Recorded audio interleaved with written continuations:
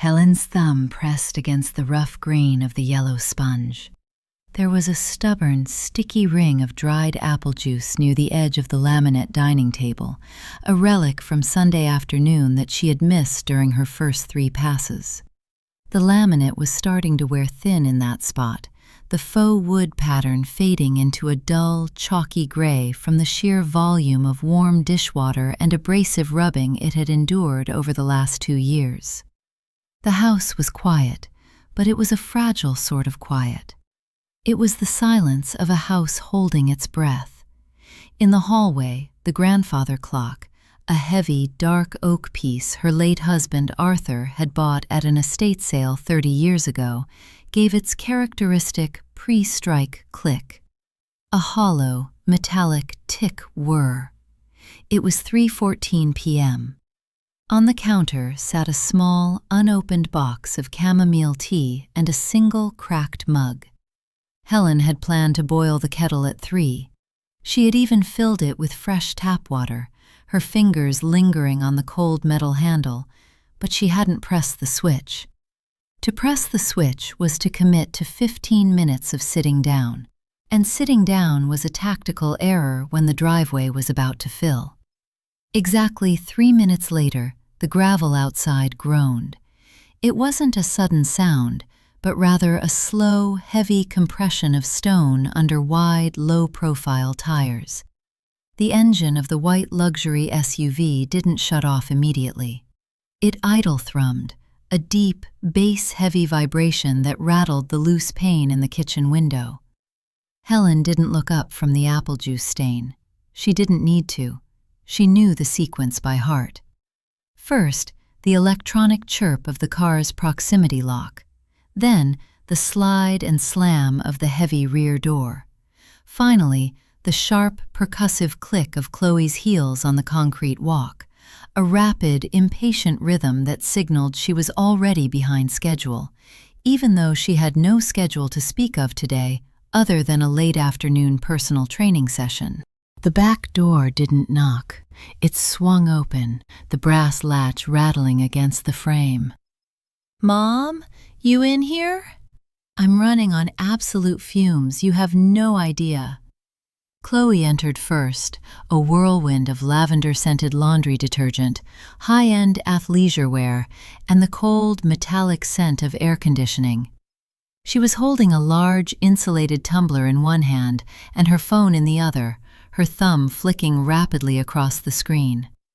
Behind her, 6-year-old Leo and 4-year-old Maya drifted in like 2 small, sticky ghosts, their eyes glued to the bright, blue-lit screens of their respective tablets. The tinny, repetitive loop of a cartoon soundtrack bled into the quiet kitchen, shattering the silence. "The traffic on the connector was a nightmare," Chloe said, not looking at Helen.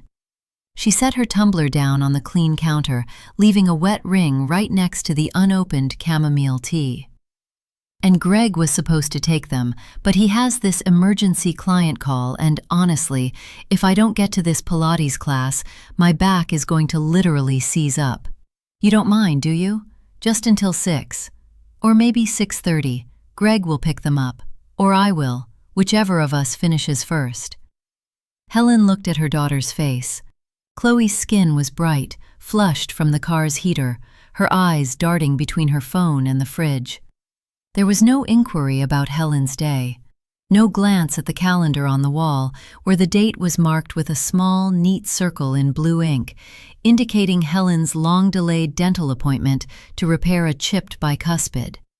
An appointment she had scheduled 3 months ago.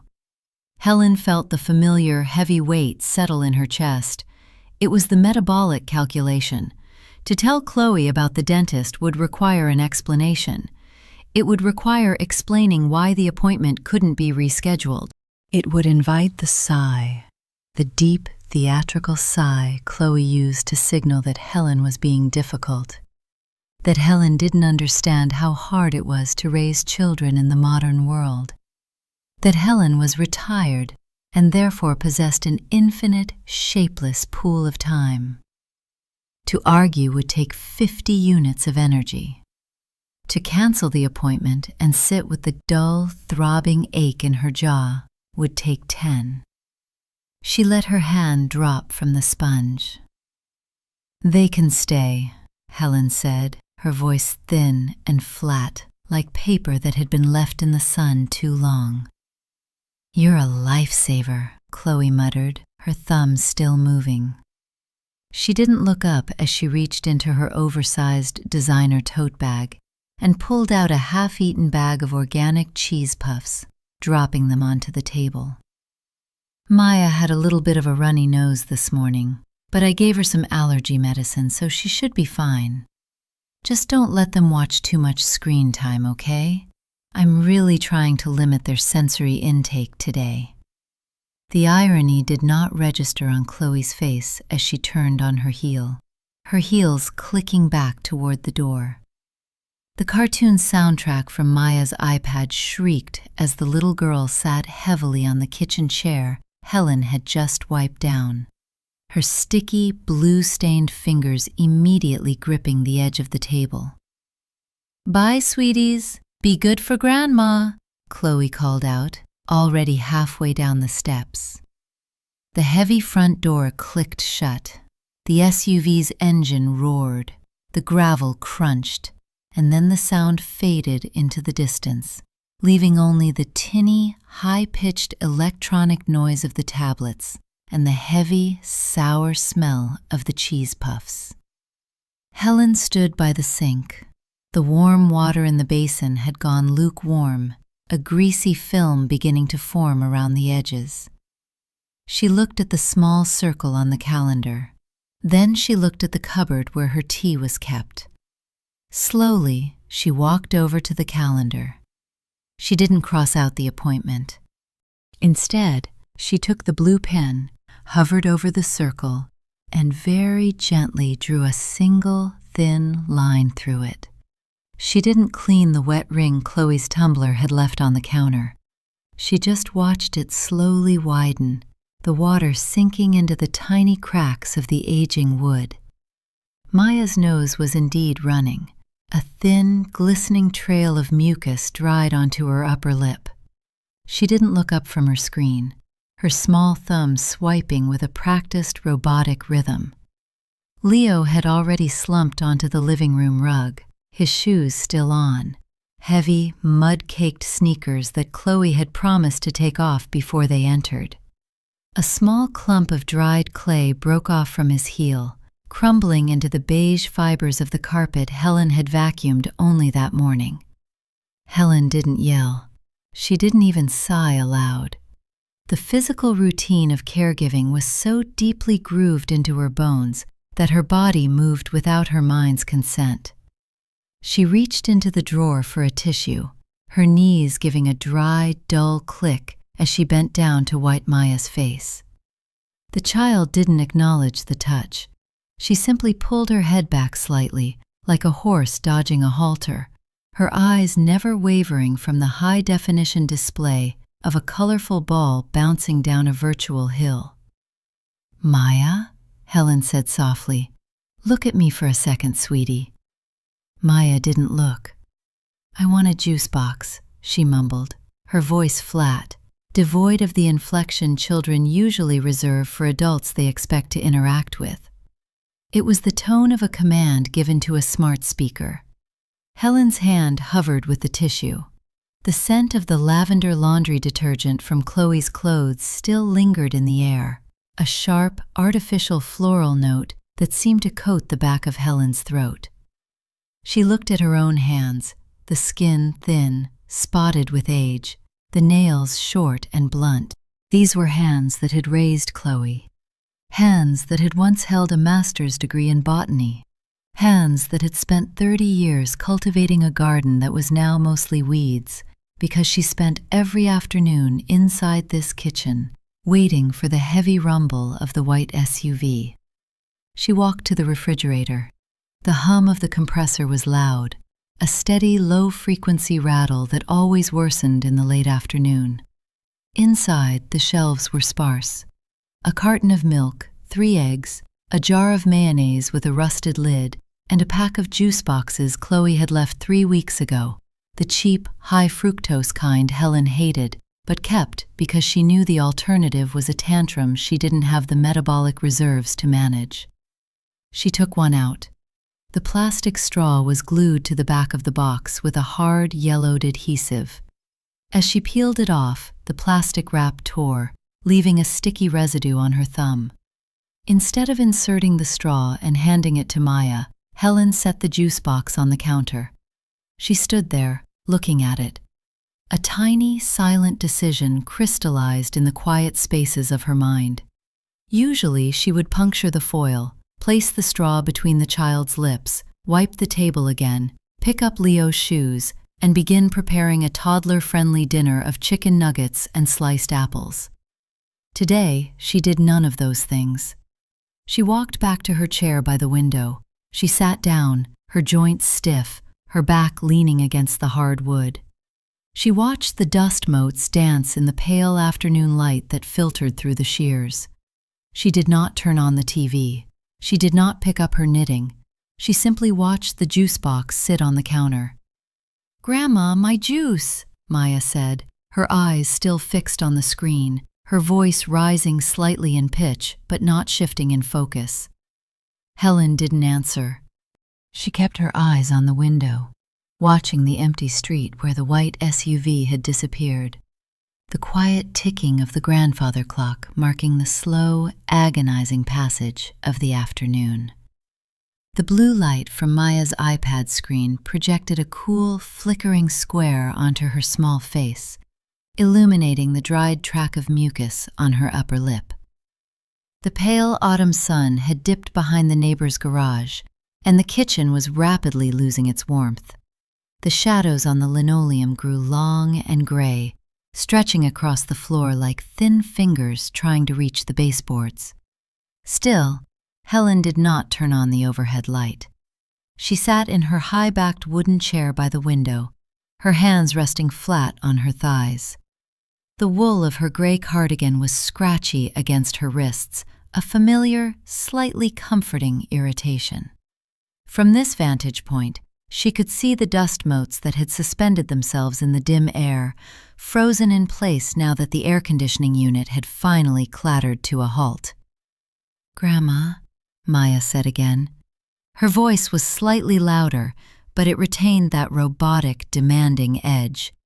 Her eyes remained locked on the digital screen, where a cartoon rabbit was repeatedly jumping over a carrot.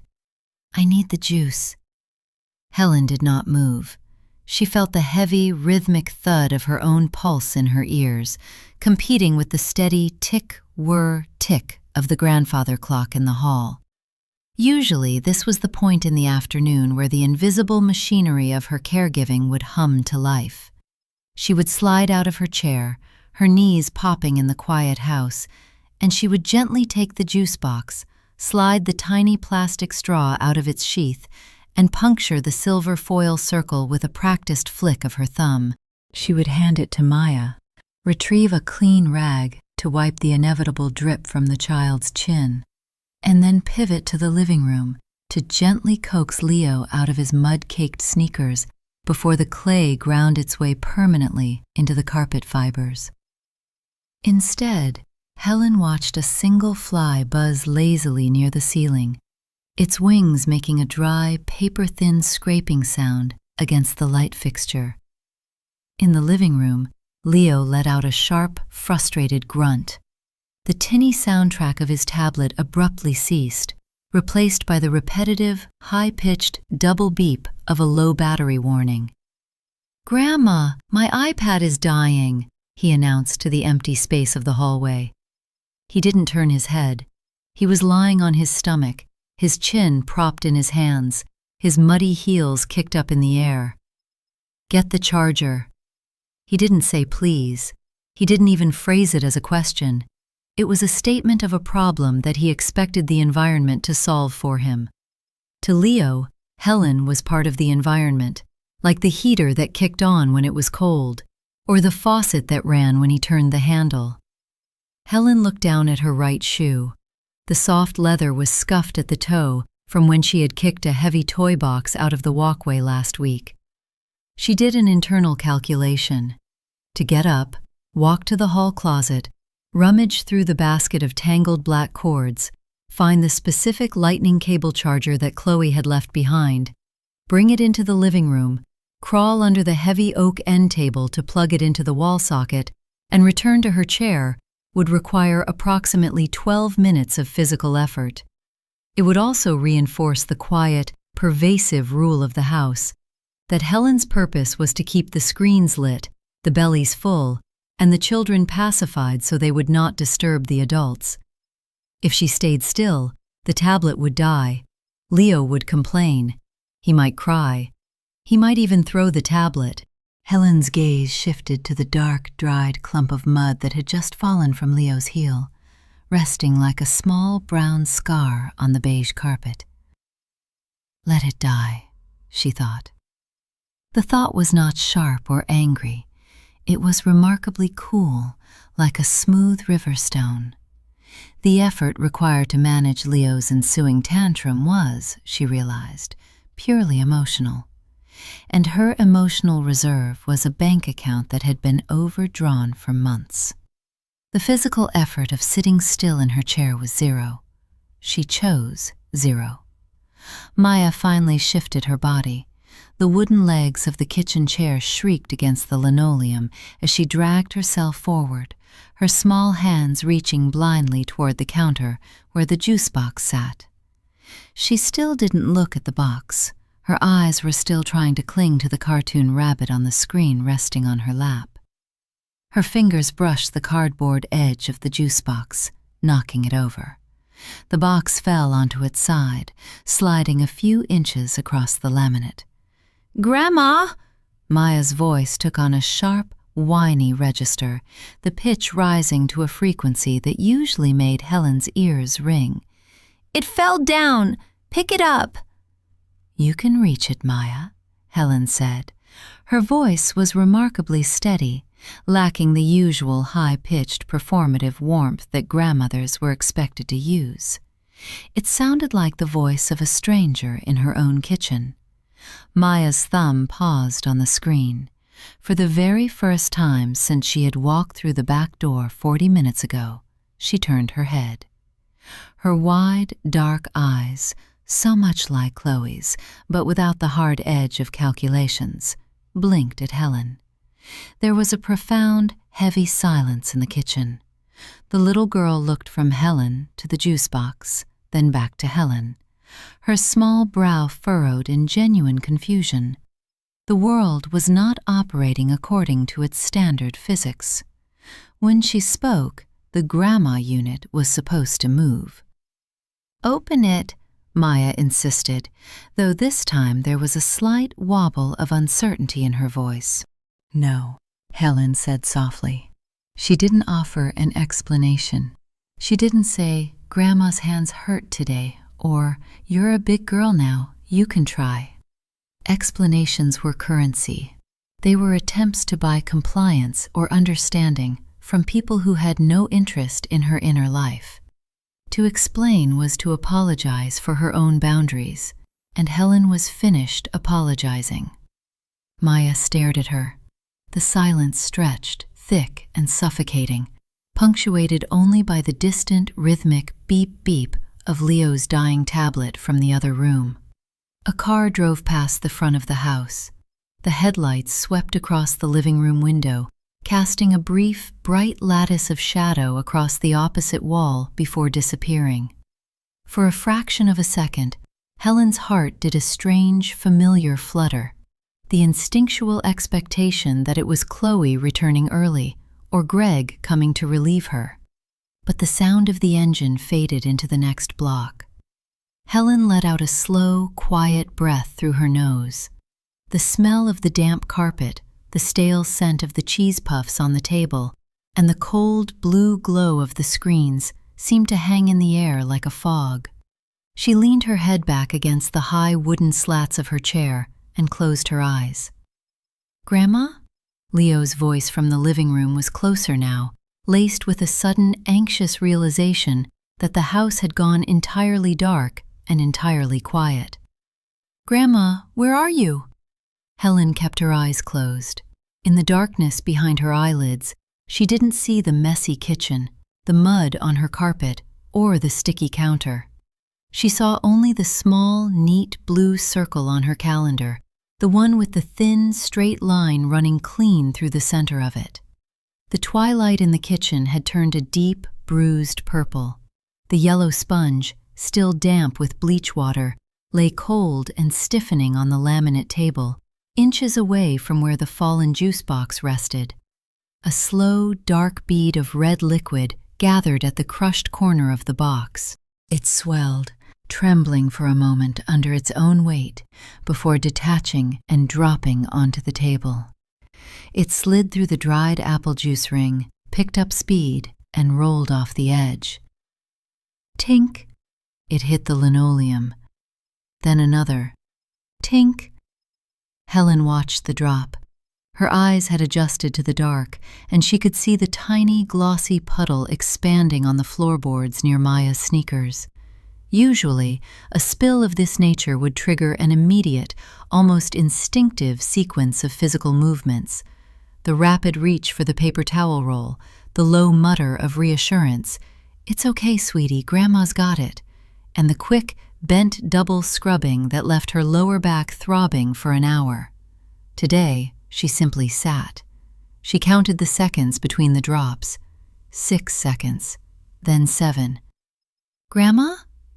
Leo's silhouette appeared in the kitchen doorway.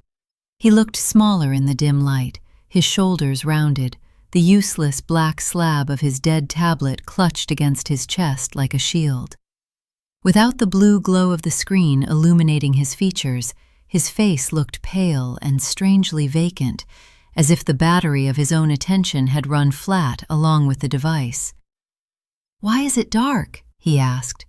His voice had lost its demanding edge, replaced by a thin, unsettled vibration. "Why aren't you cooking?" "It's only 5 o'clock, Leo," Helen said. Her voice didn't rise to meet his anxiety. It stayed low, level with the quiet room. "But I'm hungry," he said. He took 2 steps into the kitchen, his mud-crusted sneakers making a dry, crunching sound on the linoleum. "Mom said you were making the chicken things with the yellow sauce, the ones in the blue box." Helen did not look at him. She looked at the window, where the silhouette of her neighbor's birch tree was swaying gently in the evening breeze, its bare branches clawing at the gray sky. She did an internal calculation. To make the chicken nuggets, she would have to stand at the stove, preheat the oven, line a metal baking sheet with foil, which Chloe had complained about last week because she preferred unbleached parchment paper, and wait 18 minutes while the grease baked into the air. Then she would have to wash the sheet, wipe down the oven door, and plate the food on the small plastic dinosaur plates that had to be hand-washed because the dishwasher melted them. The energy cost of the chicken nuggets was 80 units. The energy cost of saying no was 20 units of enduring Leo's whining, which would eventually subside into the quiet, heavy vacuum of his own boredom. "I'm not making chicken tonight, Leo," she said. Leo stopped.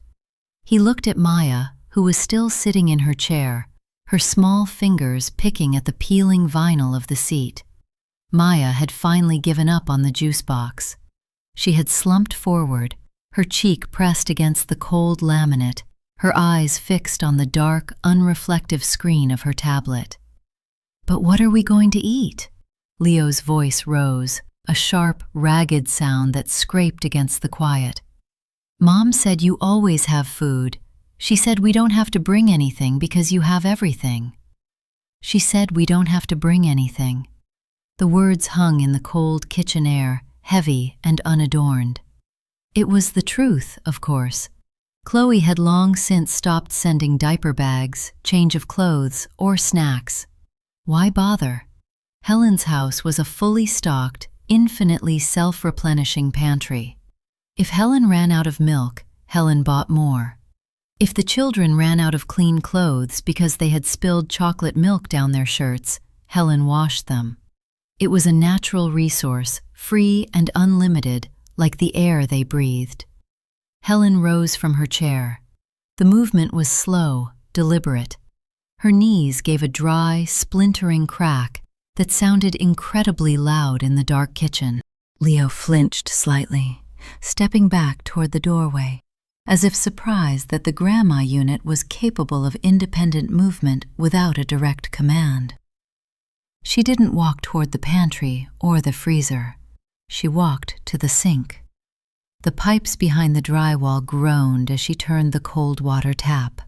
It was a harsh, metallic rattle that vibrated through the floorboards under her feet. She held her cracked ceramic mug under the stream, watching the water swirl, clouding with tiny air bubbles before clearing. The water was cold, smelling faintly of the chlorine the municipal treatment plant used to scrub the old reservoir pipes. She took a slow, deep sip. The coldness hit her throat, a sharp, waking sensation that seemed to clear some of the lavender-scented fog Chloe had left behind. "Grandma?" Leo tried again, his tone hovering between anger and fear. "Can you at least plug my iPad in? It's in the closet, the black cord." Helen set her mug down on the counter. She turned her head slowly, looking at her grandson through the gloom. "The closet is right behind you, Leo," she said, her voice quiet and even. "The light switch is on the wall. You can find the cord yourself." Leo stared at her, his mouth slightly open. But it's hard to find. It's messy in there." "Then you will have to look carefully," Helen said. She picked up her mug, walked past him, her shoulder brushing his sleeve just enough to register the damp, cold fabric of his jacket, and walked into the hallway. She did not turn on the hall light. She climbed the stairs, one slow step at a time, her hands sliding along the smooth, cool wood of the banister Arthur had sanded by hand 20 years ago. With every step she took away from the kitchen, the tinny, high-pitched static of the children's voices seemed to lose its grip on her, fading into the rhythmic, indifferent ticking of the grandfather clock below. Behind her, in the dark kitchen, the juice box continued to drip. Tink, tink. The door to Helen's bedroom was made of solid, old-growth pine, painted a soft, eggshell white that had yellowed around the brass keyhole. When she closed it, the latch engaged with a heavy mechanical clack that seemed to physically sever the upstairs hallway from the drafty, chaotic space below. The silence here was different. It wasn't the empty, waiting silence of the kitchen. It was dense, smelling faintly of cedar shavings, lavender sachet bags, and the dry, papery scent of old books. Helen set her cracked ceramic mug down on the bedside table, right next to a framed photograph of her late husband, Arthur, taken during their trip to the Oregon coast 30 years ago. In the photo, his hair was windswept, his hand resting lightly on the shoulder of her yellow raincoat. Helen didn't look at the photo. She knew every line of his face by heart, and looking at him now felt like picking at a scab that had only recently begun to harden. She sat on the edge of the mattress. The springs gave a soft, familiar squeak, a sound that had accompanied her transitions into sleep and wakefulness for nearly 4 decades. She did not lie down. Instead, she smoothed her palms over the surface of the quilt. The quilt was a patchwork of old fabrics, scraps from her sewing projects, pieces of Arthur's worn flannel shirts, and a few squares from Chloe's childhood sundresses. Helen's fingers lingered on a square of faded pink gingham. She remembered sewing that dress. Chloe had been 5, a fierce, bright little girl who had clung to Helen's legs and cried when she had to go to kindergarten. Now, Chloe was 36, and the only time she clung was when she needed a buffer between her busy life and the reality of her choices.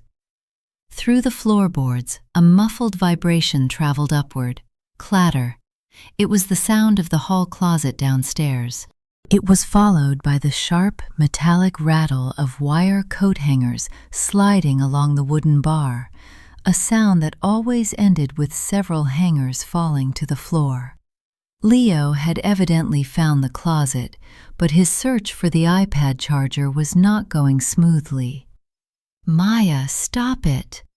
Leo's voice filtered up through the floor vents, thin and distorted by the tin ductwork. "I told you, I'm looking! Don't touch my shoes!" A soft, rhythmic whimper followed, Maya's signature pre-tantrum warning, a sound Helen had spent the last 4 years immediately pacifying with sliced fruit, stuffed animals, or soft, rhythmic shushing.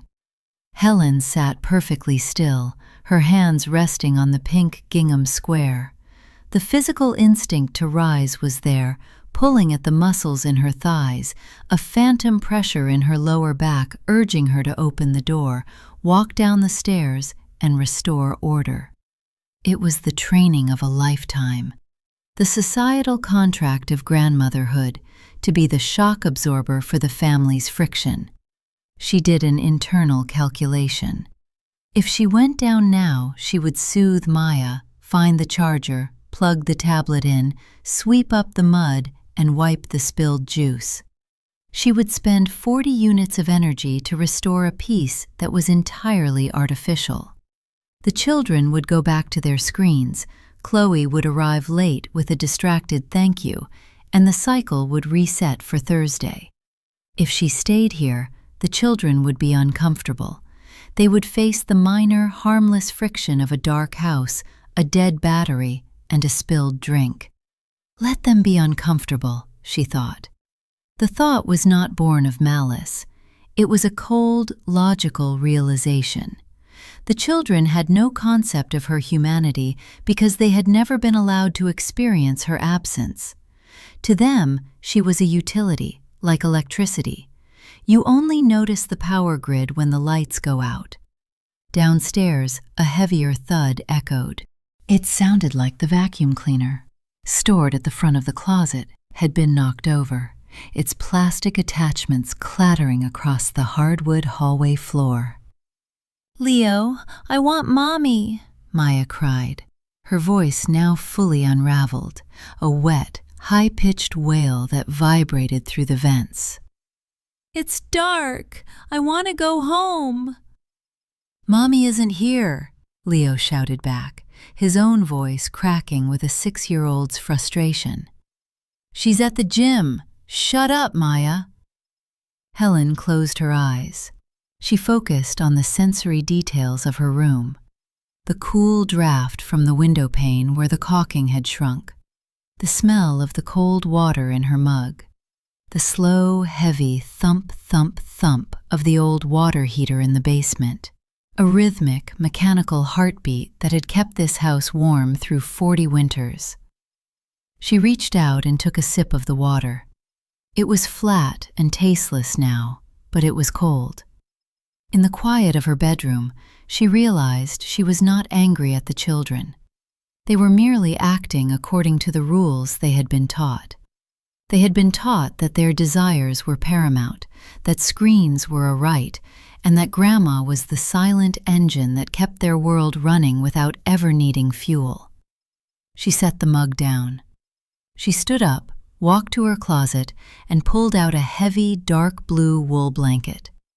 She spread it carefully over the quilt, smoothing out the wrinkles with the flat of her hand, preparing her bed for an early night. The cries from downstairs continued, muffled and distant, like a radio left playing in an empty car. The headlights of Greg's mid-sized sedan swept across the bedroom ceiling, a brief, sterile flash of white that illuminated the plaster cracks before dissolving back into the twilight. Helen did not move from the edge of her bed. She heard the soft, electronic chirp-chirp of his car being locked, followed by the heavy, dull thud of the driver's side door. Greg always shut his door with more force than necessary, a habit from his days driving a pickup truck in college. a piece of his youth he still clung to through his choice of heavy leather work boots and a rugged fleece-lined vest. Below, the front door opened. "Hey, anyone home? Why is it pitch black in here?" Greg's voice was loud, booming through the narrow hallway. It was the voice of a man accustomed to command, or at least accustomed to the loud, performative enthusiasm of corporate team-building meetings. A sudden flurry of movement erupted downstairs. The quiet tension that had held the children hostage for the last hour shattered instantly. Leo's sneakers scrambled across the hardwood, and Maya's high-pitched, wet sniffling turned into an urgent, dramatic wail. "Dad! Dad! Grandma didn't turn the lights on!" Leo yelled, his voice cracking. "And my iPad died, and she wouldn't get the cord, and Maya spilled juice." "Daddy, I'm hungry," Maya sobbed, her little voice muffled as she presumably buried her face in Greg's fleece vest. "Grandma didn't make the chicken!" Helen stood up. Her hand found the smooth, cool ceramic of her water mug. She took one last, small sip, then set it back down on the nightstand with a soft clink. She smoothed her cardigan down over her hips, a physical routine she had performed 1,000 times before entering a room, a silent preparation to face the world. She opened her bedroom door and walked down the stairs. She did not rush. Her hand slid along the banister, feeling the slight ridges in the wood where Arthur's sandpaper had missed a spot 30 years ago. With each step, the air grew cooler, carrying the scent of the damp, muddy carpet and the sour, fermented tang of the spilled apple juice from the kitchen. At the bottom of the stairs, Greg was standing in the hallway, holding Maya against his hip. He was using his free hand to scroll through his phone, the white glare of the screen illuminating the sharp angles of his jaw and his expensive, heavy-framed glasses. He smelled of cold cedar, leather, and a sharp, expensive cologne that clattered violently against the stale, domestic odors of Helen's house. He looked up as Helen reached the landing. "Helen, is everything okay?" he asked. His tone was polite, but there was a tight, defensive pull at the corners of his mouth. "The kids said the power was out, but the streetlights are on. I was a little worried when I drove up." He reached out and flipped the wall switch. The overhead hallway fixture, a cheap, frosted glass bowl that Helen had been meaning to replace, flickered once, twice, and then roared to life with a harsh yellow glare. The sudden light was unforgiving. It caught the dried mud crumbled on the carpet, the knocked-over vacuum cleaner in the closet doorway, and the dark, sticky pool of red juice that had slowly crawled across the kitchen threshold into the hall. Greg's eyes followed the light. He looked at the floor, then at the kitchen, then back at Helen. Did something happen?" he asked. He didn't look at her eyes. His gaze kept darting to his phone, which had just buzzed with a silent notification. "Are you feeling all right?" Helen looked at him. She saw the subtle shift in his posture, the way he braced himself, expecting her to apologize, to offer a frantic, embarrassed explanation for the state of the house.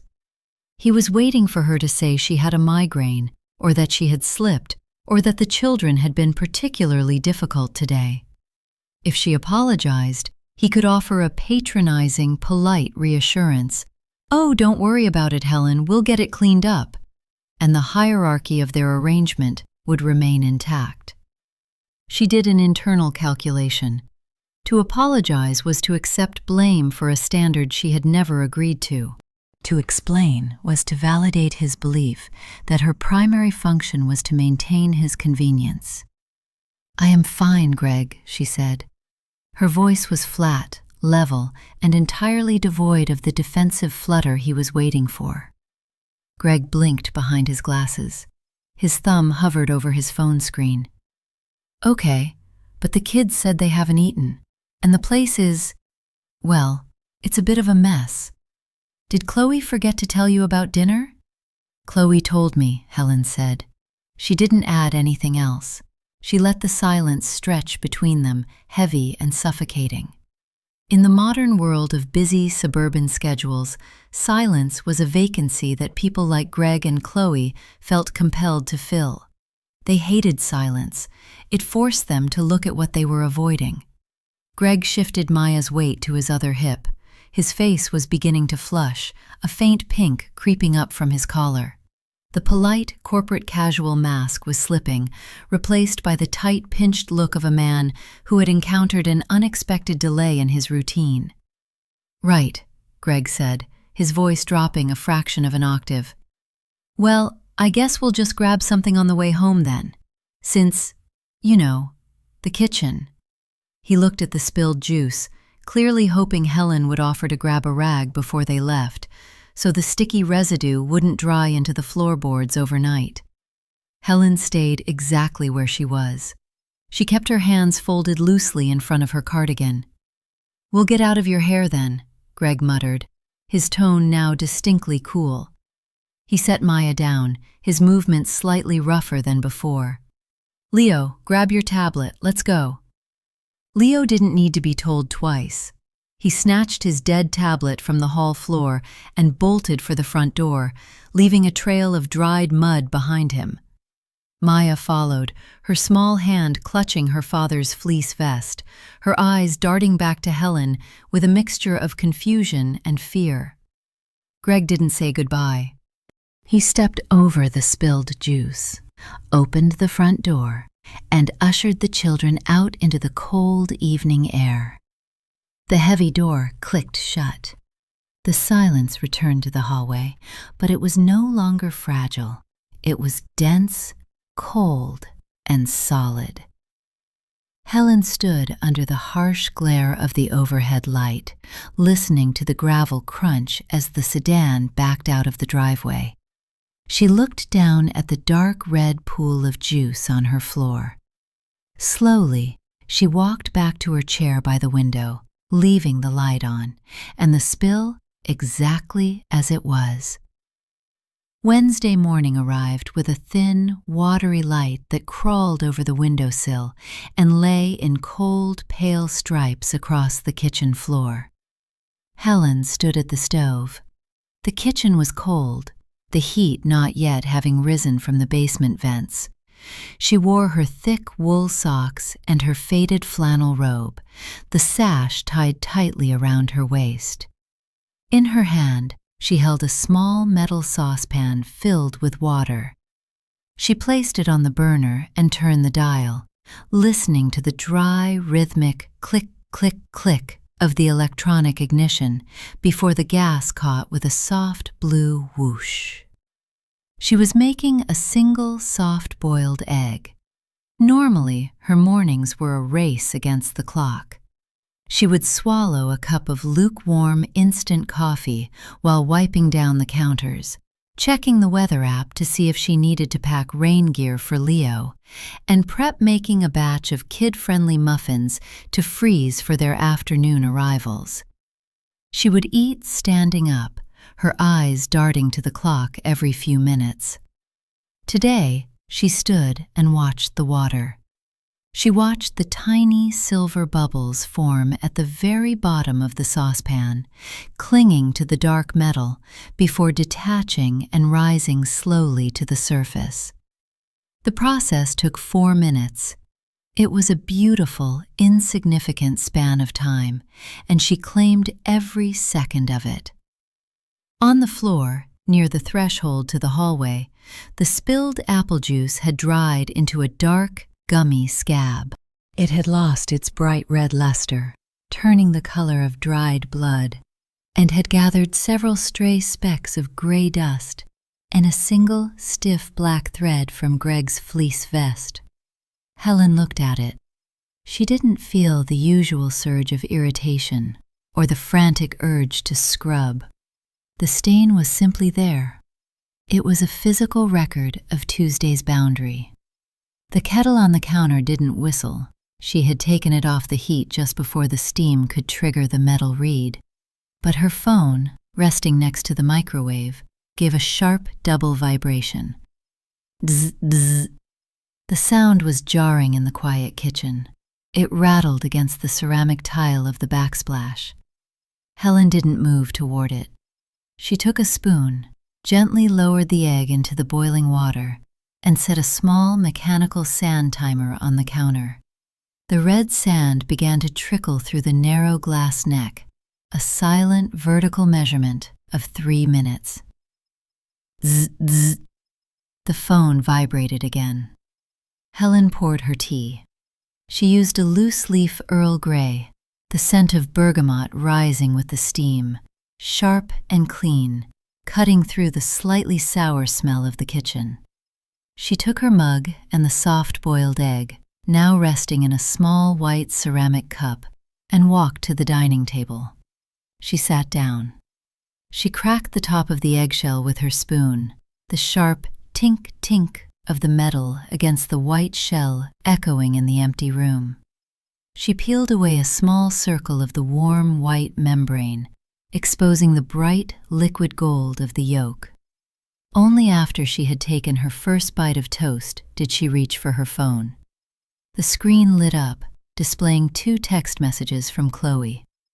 Chloe, 7:14 a.m. Hey Mom, Greg said you seemed really off last night? He said the house was dark and you hadn't fed the kids? Just wanted to make sure you're okay. Chloe, 7:18 a.m. Also let me know if you're good for tomorrow afternoon. Greg has that client dinner and I have my high-intensity Pilates. I can drop them off around 3:30. Let me know. Helen stared at the green text bubbles. The language was classic Chloe. It was framed as concern, make sure you're okay, but the core of the message was the second paragraph. The concern was merely the toll paid to access the service. The real objective was securing the 3:30 p.m. drop-off for Thursday. Under normal circumstances, Helen's fingers would have already been flying across the keyboard. She would have typed a long, apologetic explanation. I'm so sorry, sweetie. I had a terrible bicuspid ache and must have lost track of time. I'm fine now. Yes, of course. Tomorrow at 3:30 is perfect. Bring them by. She would have swallowed her own discomfort to keep the water still, to ensure Chloe's day ran without a hitch. She did an internal calculation. To reply now was to re-enter the negotiation. It would invite a phone call or a series of rapid-fire texts probing into why she had been off, which would eventually lead to Chloe subtly laying guilt on her for leaving the children hungry. If she didn't reply, Chloe's anxiety would build. She would have to consider an alternative plan, or at least experience the minor discomfort of uncertainty. The cost of silence was 0 physical energy. The cost of replying was her entire Thursday afternoon. She turned the phone face down on the wooden table. She took another bite of her egg. The yolk was rich, warm, and perfectly salted. She chewed slowly, tasting the butter on the toast, listening to the grandfather clock in the hall. Tick-whir, tick. When she finished her breakfast, she took her plate and mug to the sink. She washed them slowly, her hands turning red under the hot tap water. Only then did she retrieve the yellow sponge and a bucket of warm, soapy water. She knelt on the floor by the kitchen threshold. She didn't scrub frantically. She placed the warm, wet cloth over the dried juice stain and let it sit, allowing the hot water to naturally soften the sugar and the dirt. After a few minutes, she wiped it away with a single, smooth stroke. The floor was clean. But it was clean because she wanted to walk on a clean floor, not because Greg had frowned at it. She stood up, emptied the bucket down the drain, and looked at her phone, which was vibrating once more on the table. This time, it was a phone call. The screen read, Chloe. Helen did not answer. She walked out of the kitchen, through the living room, and out onto her small back porch, shutting the door behind her to let the cold morning air fill her lungs. The sunroom at the back of the house was a small octagonal space that Arthur had built using salvaged storm windows and cedar posts. In the winter, it was too cold to sit in, and in the summer, it became a stifling greenhouse. But in the mid-morning of a late October Wednesday, the temperature was just right, cool, crisp, and smelling of damp peat and the dry, paper-like rot of neglected leaves. Helen stood before a rusted metal-tiered stand that held her collection of potted Boston ferns and geraniums. For the past 2 years, the plants had been dying a slow, quiet death of omission.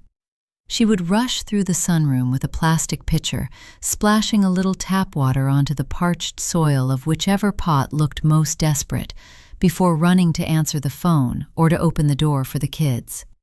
The soil in the largest terracotta pot was now so dry it had shrunk away from the clay rim, leaving a dark, dusty gap where the roots clung to a hardened, brick-like clump. Helen picked up her carbon steel pruning shears.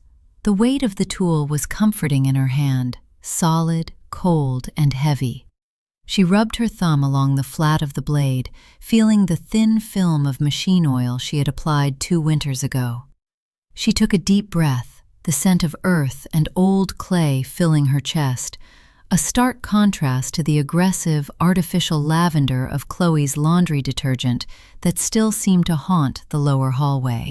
She reached into the center of the largest fern. Snip! The shears cut through a dry, hollow frond with a clean, satisfying snap. She let the dead brown stalk fall to the concrete floor. She did it again. Snip! And again. Snip! She worked with a slow, rhythmic deliberation. Her fingers, stiffened slightly by the autumn chill, gently parted the green fronds to find the hidden, withered stems buried deep near the root ball. She didn't rush. The physical routine of pruning was a form of triage she understood. You had to remove the dead weight if you wanted the plant to survive. You had to stop sending nutrients to parts that could no longer grow. Through the glass pane of the sunroom door, she heard the muffled, high-pitched warble of her phone ringing on the kitchen counter. It rang once, twice, 3 times. Helen did not freeze. Her hand did not tremble. She kept her eyes on the fern, her shears finding a yellowing, spotty leaf and clipping it clean at the base. The phone stopped ringing. A brief, heavy silence followed, and then the faint, scratchy beep of the digital answering machine echoed from the kitchen. Helen set her shears down on the tiered stand. She didn't run. She walked out of the sunroom, her soft-soled slippers making no sound on the linoleum as she entered the kitchen. The small red light on the answering machine base was flashing with an urgent, rhythmic pulse. She pressed the play button.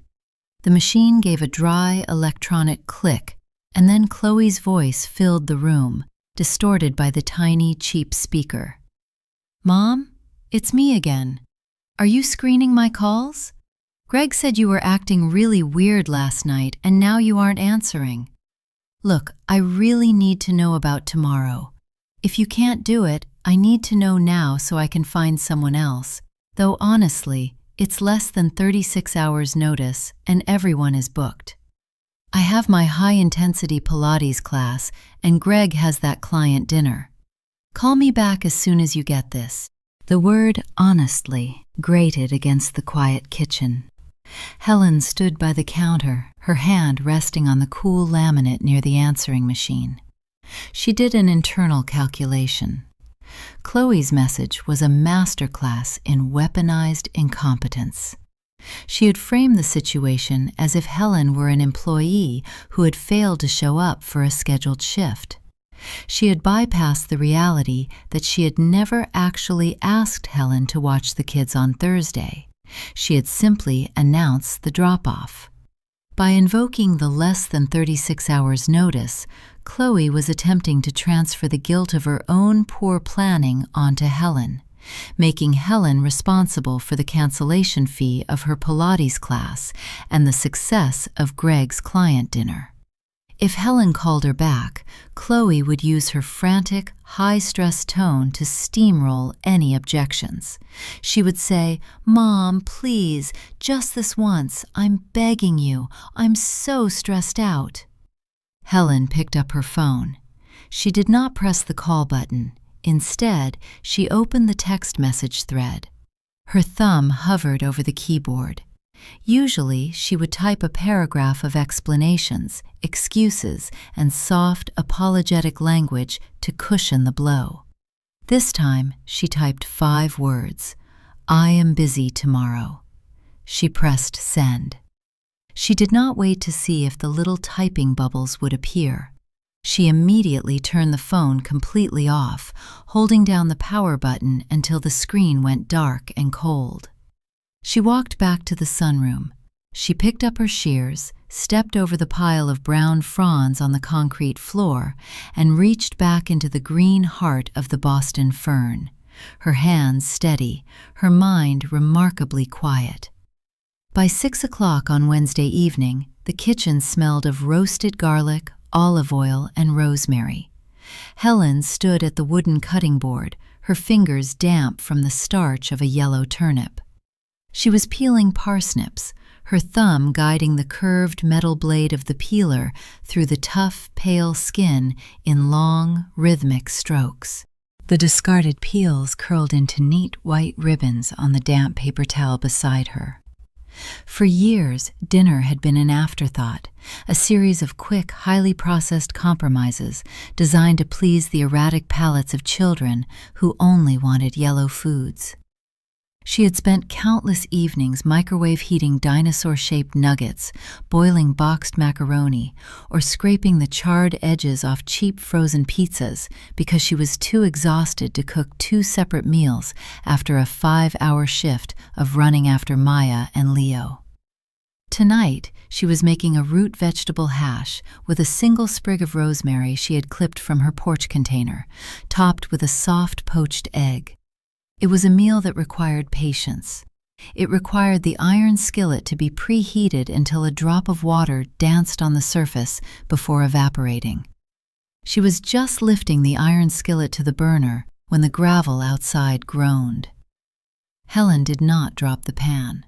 She set it down slowly, centering it over the blue ring of the gas flame before turning her head toward the front of the house. The sound of the car door was different from Greg's sedan. This was a lighter, sharper metallic slap, the door of Chloe's smaller electric hatchback. There was no sound of children's voices, no high-pitched squeals or the low rumble of a tablet's cartoon soundtrack. Chloe was alone. The footsteps on the concrete walk were fast, almost running. The brass knocker on the front door rattled 3 times, a rapid, impatient burst that sounded less like a request for entry and more like a demand. Helen wiped her hands on her linen apron. She walked down the hallway, her steps measured and unhurried. The draft from the bottom of the door was cold against her ankles. She turned the deadbolt, the heavy brass cylinder clicking open with a solid, echoing thud. She opened the door. Chloe stood on the porch, her gym bag slung over her shoulder, her hair pulled back into a tight, damp ponytail that suggested she had just come from her workout. Her face was flushed, her chest rising and falling quickly in the cool evening air. She looked at Helen, her eyes wide, her mouth slightly open. "Mom! Oh my God, thank God!" Chloe gasped, though her tone was laced with an immediate sharp irritation. "I've been calling you since 8 this morning. Your phone is completely dead. I thought you had slipped in the shower or had a stroke or something. I was literally about to call the police for a wellness check." Helen looked at her daughter. She noticed the slight smudge of mascara under Chloe's left eye, the expensive, branded water bottle clutched in her hand, and the way her eyes immediately darted past Helen's shoulder into the warm, yellow light of the hallway. "I am fine, Chloe," Helen said. She did not step aside to invite her in. She stood squarely in the center of the doorway, her hand resting lightly on the edge of the heavy pine door. Chloe's eyes flicked back to Helen's face, narrowing slightly as the smell of the roasting garlic and rosemary reached her. Are you cooking?" Chloe asked. Her voice dropped, the panic evaporating to reveal a cold, hard core of annoyance. "Greg said you were sick yesterday. He said you couldn't even turn the lights on or feed the kids because you were so out of it. But you're in here making a full dinner?" Helen did an internal calculation. Chloe was trying to build a trap. She wanted Helen to defend her health, to claim she was sick so that Chloe could then accuse her of lying to get out of her grandmotherly duties. If Helen claimed she was sick, Chloe would play the victim. "Why didn't you just tell me? I would have found someone else," and then demand she make up for it by taking the kids tomorrow. If Helen did not play, Chloe had no leverage. "I wasn't sick yesterday," Helen said. Her voice was remarkably quiet, almost peaceful. Chloe blinked. The silence of the porch seemed to expand, swallowing the distant hum of the evening traffic. Then why did you leave the kids in the dark? Why didn't you feed them? And why did you send me that text today?" She pulled her phone out of her pocket, holding the screen up as if the 5 words she had received were a physical piece of evidence in a trial. "I am busy tomorrow." What does that even mean, Mom? Busy doing what? You're retired. The word retired was delivered with a subtle, unconscious weight. In Chloe's vocabulary, retired did not mean a hard-earned rest after 40 years of labor. It meant unemployed and available for consumption. "I have things to do, Chloe," Helen said softly. "What things?" Chloe's voice rose, her hands gesturing widely. "It's Thursday. I have my class, and Greg's dinner is a huge deal for his firm. I can't just cancel on less than 24 hours' notice. You know how hard it is to get a sitter on a school night.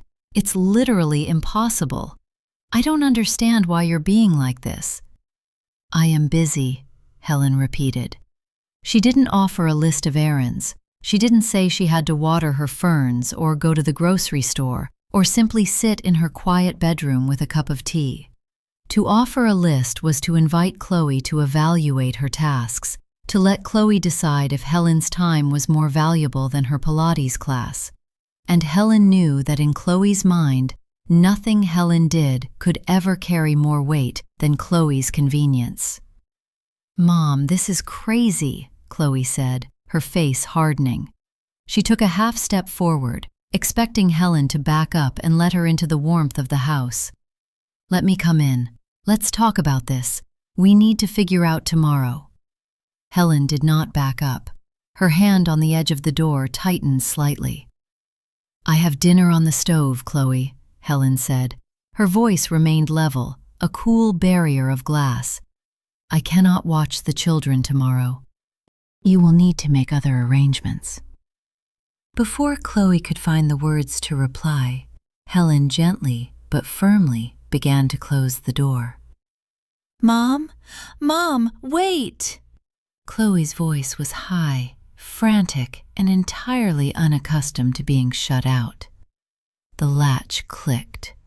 Helen turned the deadbolt, the heavy brass cylinder sliding into place with a definitive metallic thud. Through the frosted glass of the door, she saw the dark silhouette of her daughter standing frozen on the porch, her phone still clutched in her hand, staring at the closed wood in absolute, uncomprehending silence. Through the frosted glass panel of the front door, the silhouette of Chloe lingered. For a long, heavy minute, it remained frozen, a dark, angular shape against the pale yellow glow of the porch light. Then the shape moved.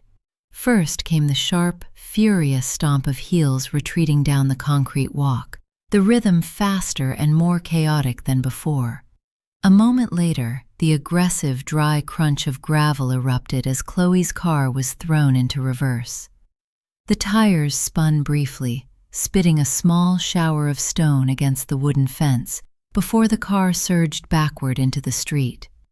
The high-pitched whine of the electric motor rose to a sharp peak and then dissolved into the distance, leaving only the cold quiet of the autumn evening behind. Helen did not watch her go. She walked back into the kitchen. The warmth of the room met her, thick with the aroma of roasted turnip and garlic, a heavy, rich scent that seemed to anchor the house. The iron skillet was still hot on the stove, the blue gas flame having been extinguished just before she went to the door. A faint metallic tink-tink echoed from the pan as the cast iron began to contract in the cooler air of the room. She scooped the roasted hash onto a small white stoneware plate. She topped it with the single poached egg she had kept warm in the small water bath. She carried the plate to the table and sat down. The grandfather clock in the hall struck 6:30 with a single resonant chime that vibrated through the floorboards. Helen picked up her fork. She did not rush. She used the tip of the metal tines to gently puncture the center of the poached egg. The yolk, a bright, rich yellow, ruptured slowly, a thick river of warm gold that seeped down between the caramelized edges of the parsnips and turnips, binding them together. She took a bite. The sweetness of the roasted turnip, the earthy bitterness of the parsnip, and the creamy richness of the yolk filled her mouth. It was a simple, quiet taste. For the first time in nearly 3 years, she was eating a meal that had not been interrupted by a demand for a napkin, a high-pitched scream over a dropped fork, or the vibration of a phone informing her that she was needed elsewhere. She chewed slowly, her eyes fixed on the empty chair across from her. She did an internal calculation. She knew exactly what was happening in the electric car right now. Chloe would be gripping the steering wheel, her knuckles white, her Bluetooth earpiece active as she dialed Greg. She would be using words like unhinged, bizarre, and cold. They would dissect her behavior, searching for a rational explanation for why a woman who had spent 30 years being a doormat had suddenly turned the key. They would eventually settle on a diagnosis. When Arthur's mother had reached her late 70s and had stopped hosting the massive family Christmas dinners, the family had whispered behind her back. They had used words like forgetful, confused, and not herself. They had assumed she was losing her mind because she had stopped wanting to cook for 18 people. They could not conceive of a woman simply deciding she was tired of the labor. To them, a woman's refusal to serve was a medical symptom. Helen knew Chloe and Greg would do the same. They would tell themselves she was showing early signs of cognitive decline. They would use it to excuse her cruelty.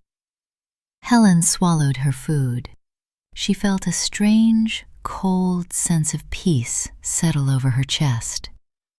Let them think it, she thought. If they believed she was losing her mind, they would be forced to look elsewhere for their childcare. If they thought she was unreliable, they would stop bringing the kids. The label of confused or difficult was a social weapon they would try to use to make her feel small. But she realized it was also a shield. If the machine was broken, they would finally stop trying to run it. She took another sip of her tea, the bergamot flavor clean and sharp against her tongue. The kitchen was dark now, save for the single yellow light over the stove. She sat in the dimness, eating her dinner while the grandfather clock marked the seconds. She was no longer running. She was no longer waiting for the heavy rumble of the white SUV. She was simply a woman in a quiet house, eating warm food, while the world outside her locked door tried to figure out how to live without her. The bathroom mirror was old, its silver backing beginning to decay around the edges in dark, cloudy blooms that looked like frost. Helen stood before it in the gray light of Thursday morning. She picked up the silver-plated hairbrush that sat on the porcelain shelf, a gift from Arthur for their 20th anniversary. The silver was tarnished, a dull pewter color now. but the heavy, carved handle still fit perfectly into the palm of her hand. She began to brush her hair. 1, 2, 3. She moved the natural bristles through her thin, silvering hair with a slow, rhythmic pull, starting at the crown and drawing it all the way down to her shoulders. She counted each stroke in her head, her breath falling into a quiet syncopation with the sound of the brush. 34, 35. Normally, this morning routine was a hurried 3-stroke pass while she used her other hand to check the weather or search for her lost house keys.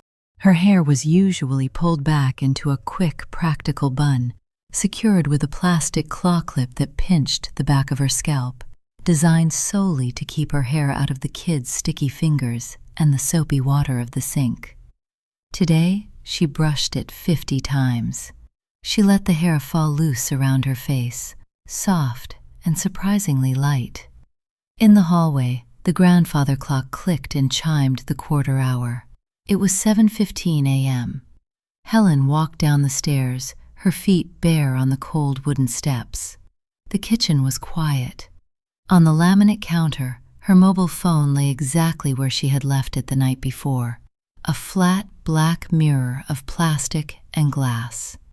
She stood before it for a long moment, her hand hovering over the power button. She pressed it. The screen flickered to life, the bright white logo illuminating her face before the home screen loaded. For 3 seconds, the phone was silent. Then, the vibrations began. Bzzz, bzzz, bzzz.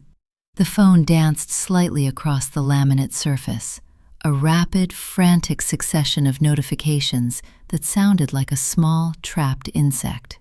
The screen filled with red badges and white bubbles.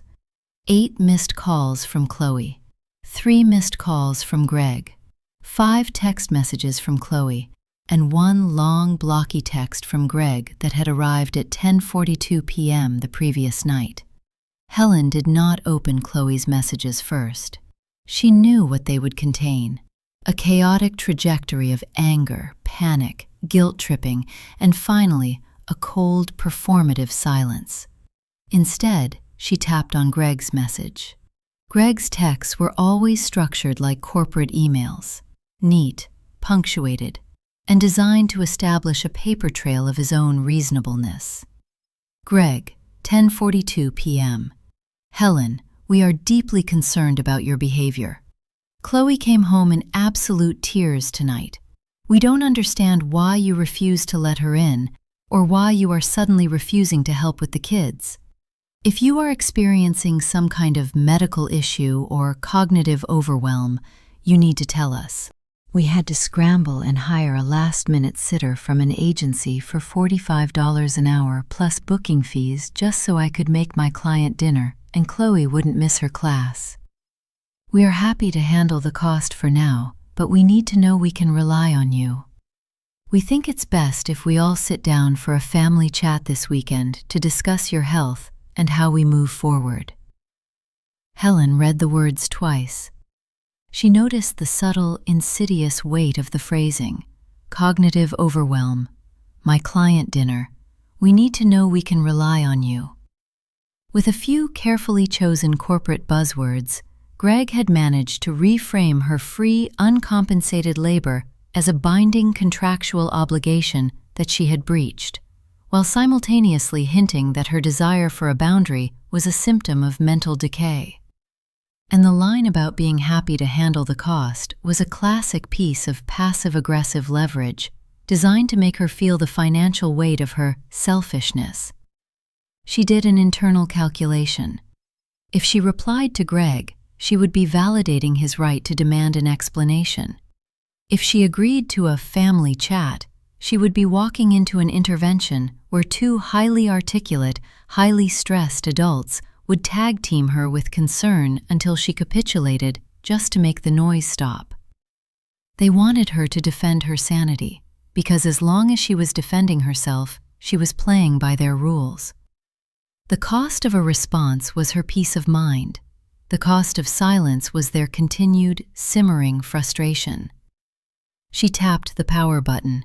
She held it down until the screen asked if she wanted to power off. She slid her finger across the glass and the phone went dark. She set it back down on the counter. She walked to the stove, filled her kettle with fresh water, and clicked the gas burner on. As she waited for the heat to rise, she looked out the window at the empty driveway. Thursday had arrived, and for the first time in 2 years, she had no schedule, no duties, and no expectations. She was simply a woman in her kitchen, waiting for her water to boil, while the silence of her house grew stronger and deeper around her. The roll-top desk in the corner of the dining room was made of solid, dark cherry wood, its surface scarred by decades of keys, coffee mugs, and the occasional slipped pen. It had belonged to Arthur's father, and then to Arthur, and now it belonged to Helen. Helen stood before it, her fingers gripping the carved wooden lip of the timbre shutter. With a slow, steady pull, she slid the slatted wood upward. It retreated into the dark housing of the desk with a dry, rattling cascade of wood-on-wood clicks, releasing a small puff of air that smelled of old graphite, dry-rotted rubber bands, and 30-year-old paper. This was the repository of her life's administrative skeleton. In the small cubbyholes sat neat stacks of utility bills from months ago, an address book with a cracked leather spine, and a small brass tray containing 3 rusted paper clips and a single, dried rosebud from her mother's funeral in 1998. Helen pulled open the deep bottom drawer on the right side. The drawer was heavy, its wooden tracks groaning under the weight of several thick manila folders. It opened with a loud metallic sh-clunk as the metal hanging rails shifted. She reached inside and pulled out a folder labeled House Deed, 1994. She carried the folder to the dining table, her fingers tracing the rough, fibrous edge of the manila paper. She sat down in the pale Thursday morning light and opened it. Inside lay the original mortgage document, the title insurance, and the deed to the house, all bearing her name and Arthur's in a crisp typewriter font that had faded to a dark charcoal gray over the decades. After Arthur passed, the house had transitioned solely to her. It was paid off. It was her largest asset, a 3-bedroom suburban home sitting on a 1/4 acre of increasingly valuable real estate. She looked at the signature page. Her signature from 32 years ago was rounder, more hurried. Arthur's was a thick, bold slash of blue ink. She did an internal calculation. She knew how Greg's mind worked. Greg was a financial planner. He looked at life through the lens of risk management, leverage, and asset allocation. To Greg and Chloe, Helen's house was not just a home. It was a future inheritance currently being underutilized by a single aging woman. If they truly believed she was suffering from cognitive overwhelm, the next logical step in Greg's playbook would not be care, it would be control. They would talk about her living situation. They would suggest she sell the house and move into a retirement community closer to them, where they could keep an eye on her, and where the substantial equity of this house could be liquefied to help fund their lifestyle or the children's private schooling. If they could prove she was unfit to manage her own affairs, they could attempt to establish a conservatorship. It was a quiet, legal trap, and Helen knew she had to build her own quiet wall before they could dig the first trench. She stood up and walked to the kitchen. On the wall next to the pantry hung her landline telephone. a heavy beige plastic unit with a coiled cord that she had refused to remove when Chloe had urged her to go fully digital 5 years ago. The landline was an analog anchor. It didn't rely on cell towers or battery life, and more importantly, it left no digital footprint on her mobile phone, which still lay dark and powered off on the counter. She lifted the receiver. The dial tone was a steady, low-frequency hum, a comforting, mechanical assurance of connection. She dialed a 7-digit number from memory. Vance & Associates, Estate Law. How may I help you? The receptionist's voice was crisp, professional, and entirely detached from Helen's world. Yes, Helen said. Her voice was clear, her articulation deliberate. My name is Helen Vance. I would like to schedule an appointment with Mr. Vance to review my estate planning, my living will, and my medical power of attorney. Of course, Mrs. Vance. Mr. Vance has an opening next Tuesday morning at 10 o'clock. Will that work for you? That is fine, Helen said, and please make a note in my file. I want to revoke any existing medical proxy forms that list my daughter Chloe as an alternate decision-maker. I wish to appoint a neutral, professional fiduciary instead. There was a brief pause on the other end of the line, the sound of fingers tapping rapidly on a keyboard.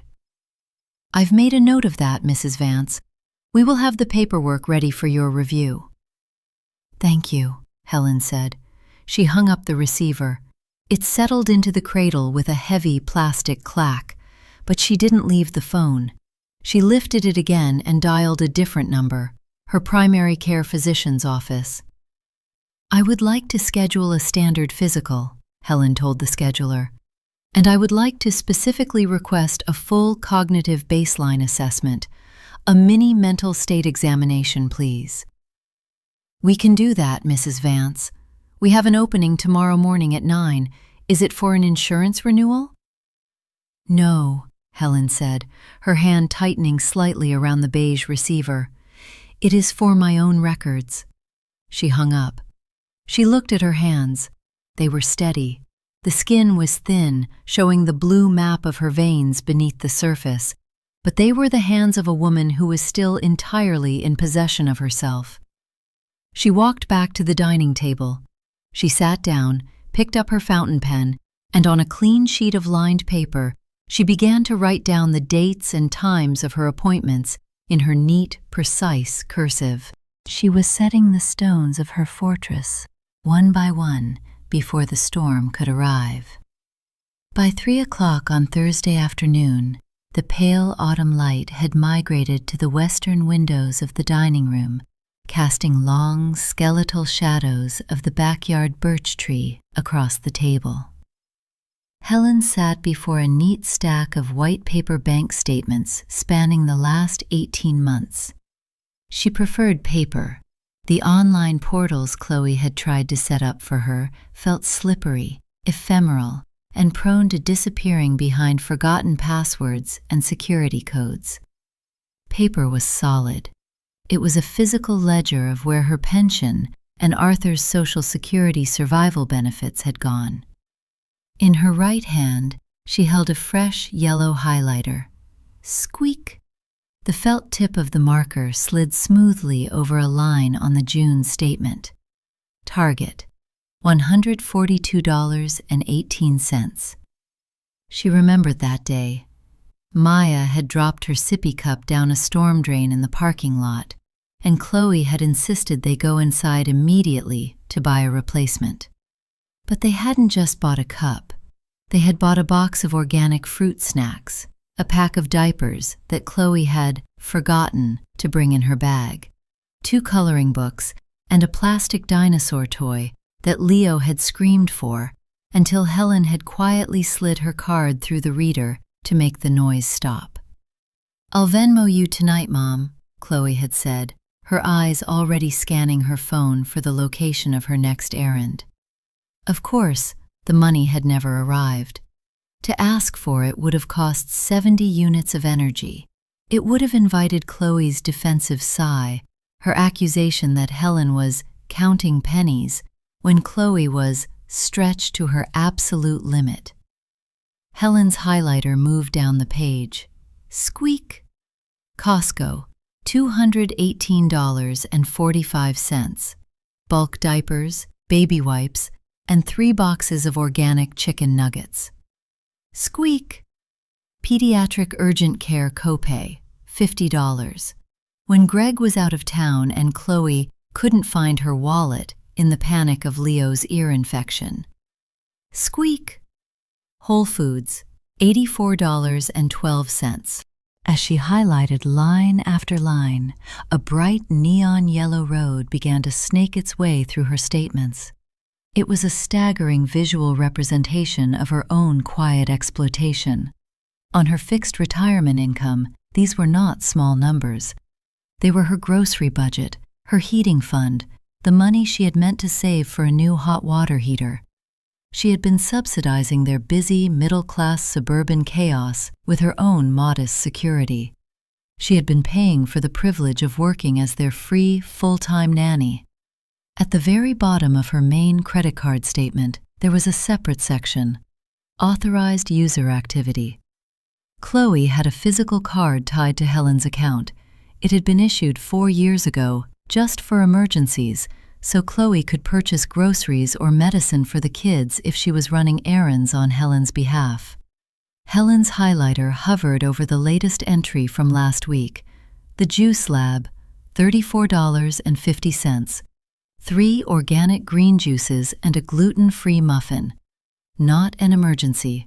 Not for the kids.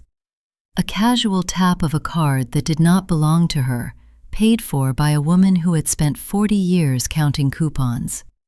Helen set the highlighter down. The neon yellow ink was still wet, reflecting the gray afternoon light like fresh paint. She did an internal calculation. She could call Chloe and demand the card back. She could list the charges, point out the injustice, and ask for reimbursement. But that would initiate a conflict. It would allow Chloe to use her favorite defense mechanism, offensive offense. Chloe would accuse her of being stingy, of not caring about her own grandchildren, of holding a grudge over a few juices. She would try to make Helen feel small for caring about the money. Instead, Helen reached for her beige landline receiver. She dialed the toll-free number printed on the back of her silver credit card. The automated voice answered, a polite, synthetic woman offering a menu of options. Helen pressed the buttons slowly, her fingers firm on the plastic keys. "Representative," she said, clearly. After a brief, hollow wait filled with low-fidelity classical music, a young man's voice broke the line. "Thank you for calling. My name is Marcus. How can I assist you today, Mrs. Vance?" "Hello, Marcus," Helen said. She sat back in her chair, her eyes fixed on the neon yellow lines on her dining table. "I would like to report an authorized user card on my account as lost, and I would like to permanently deactivate it." "Certainly, I can help with that. Can you verify the last 4 digits of the authorized card and the name on it?" "The name is Chloe Vance Miller," Helen said. She read the digits from the paper statement. "Understood. I am permanently deactivating that card now. Would you like us to issue a replacement card for the authorized user?" "No," Helen said. Her voice didn't waver. "Do not issue a replacement. I wish to remove her from the account entirely." "I have processed that request, Mrs. Vance. The change is effective immediately. The card in her possession will now decline if any transactions are attempted." "Thank you, Marcus," Helen said. "That is all I need." She hung up the phone. The silence of the house settled over her once more, but it felt lighter now, as if a steady, slow leak in her foundation had finally been plugged. She looked at the paper statements. She folded them neatly, slid them back into their white envelopes, and placed them in the drawer of Arthur's roll-top desk. She closed the roll-top, the slatted wood sliding down with a quiet, final click. The next time Chloe went to tap that card at the organic grocery store or the pharmacy, it would blink red. There would be no argument, no screaming match, and no opportunity for Chloe to defend herself. There would only be a silent, embarrassing refusal at the cash register, a tiny, bloodless amputation of her access to Helen's life. Helen walked back to the kitchen, her steps light, her mind focused on the quiet evening ahead. The morning air on Friday was sharp and smelled faintly of wood smoke from a chimney 2 streets over. Before Helen stepped out of the front door, she paused in the quiet of her hallway. She had her navy wool coat on, the heavy, structured one she had bought for Arthur's funeral and only wore to formal occasions. It was free of the dried cracker crumbs, lint, and sticky spots that coated her everyday sweaters. She had wrapped a dark blue silk scarf around her neck, tucking the ends neatly beneath her collar. On her wrists, she had sprayed a single light mist of lavender perfume that had sat untouched on her dresser for years. It was a sensory ritual of reclamation. Today, she was not the grandma unit in sweatpants, waiting to clean up after other people. She was Helen Vance. She walked to the kitchen and pressed the play button on her landline answering machine one last time. The machine gave its familiar dry beep, and Chloe's voice erupted into the room, high-pitched, frantic, and breathless. "Mom, pick up if you're there. I tried to buy Maya's liquid Zyrtec at the CVS last night. Since you wouldn't watch them, I had to drag them with me after my class, and she was crying the entire time. And your card declined. The cashier said it was totally deactivated, like shut off. Did you lock your accounts? Did you get hacked? Call me. Greg is trying to look at the portal, but your main card is under your name. I had to use my own debit card, and it totally threw off our budget tracker for the month. Call me right now."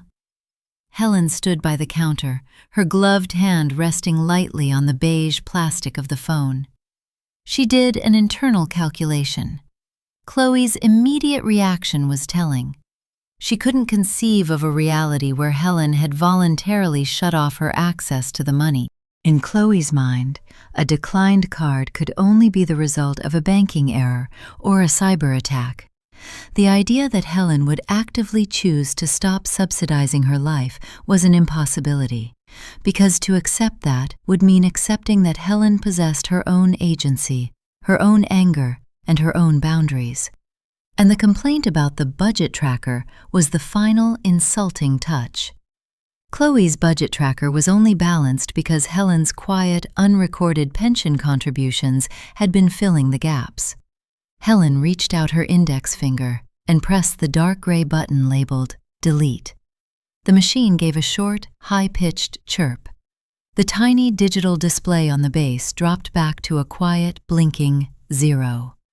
She walked down the hallway, opened the heavy pine door, and stepped out onto the porch. The cold morning air hit her face, crisp and clearing. She pulled the door shut behind her, took her brass house key from her pocket, and slid it into the lock. The metal was cold against her fingers, even through her thin leather gloves. She turned the key. Clack.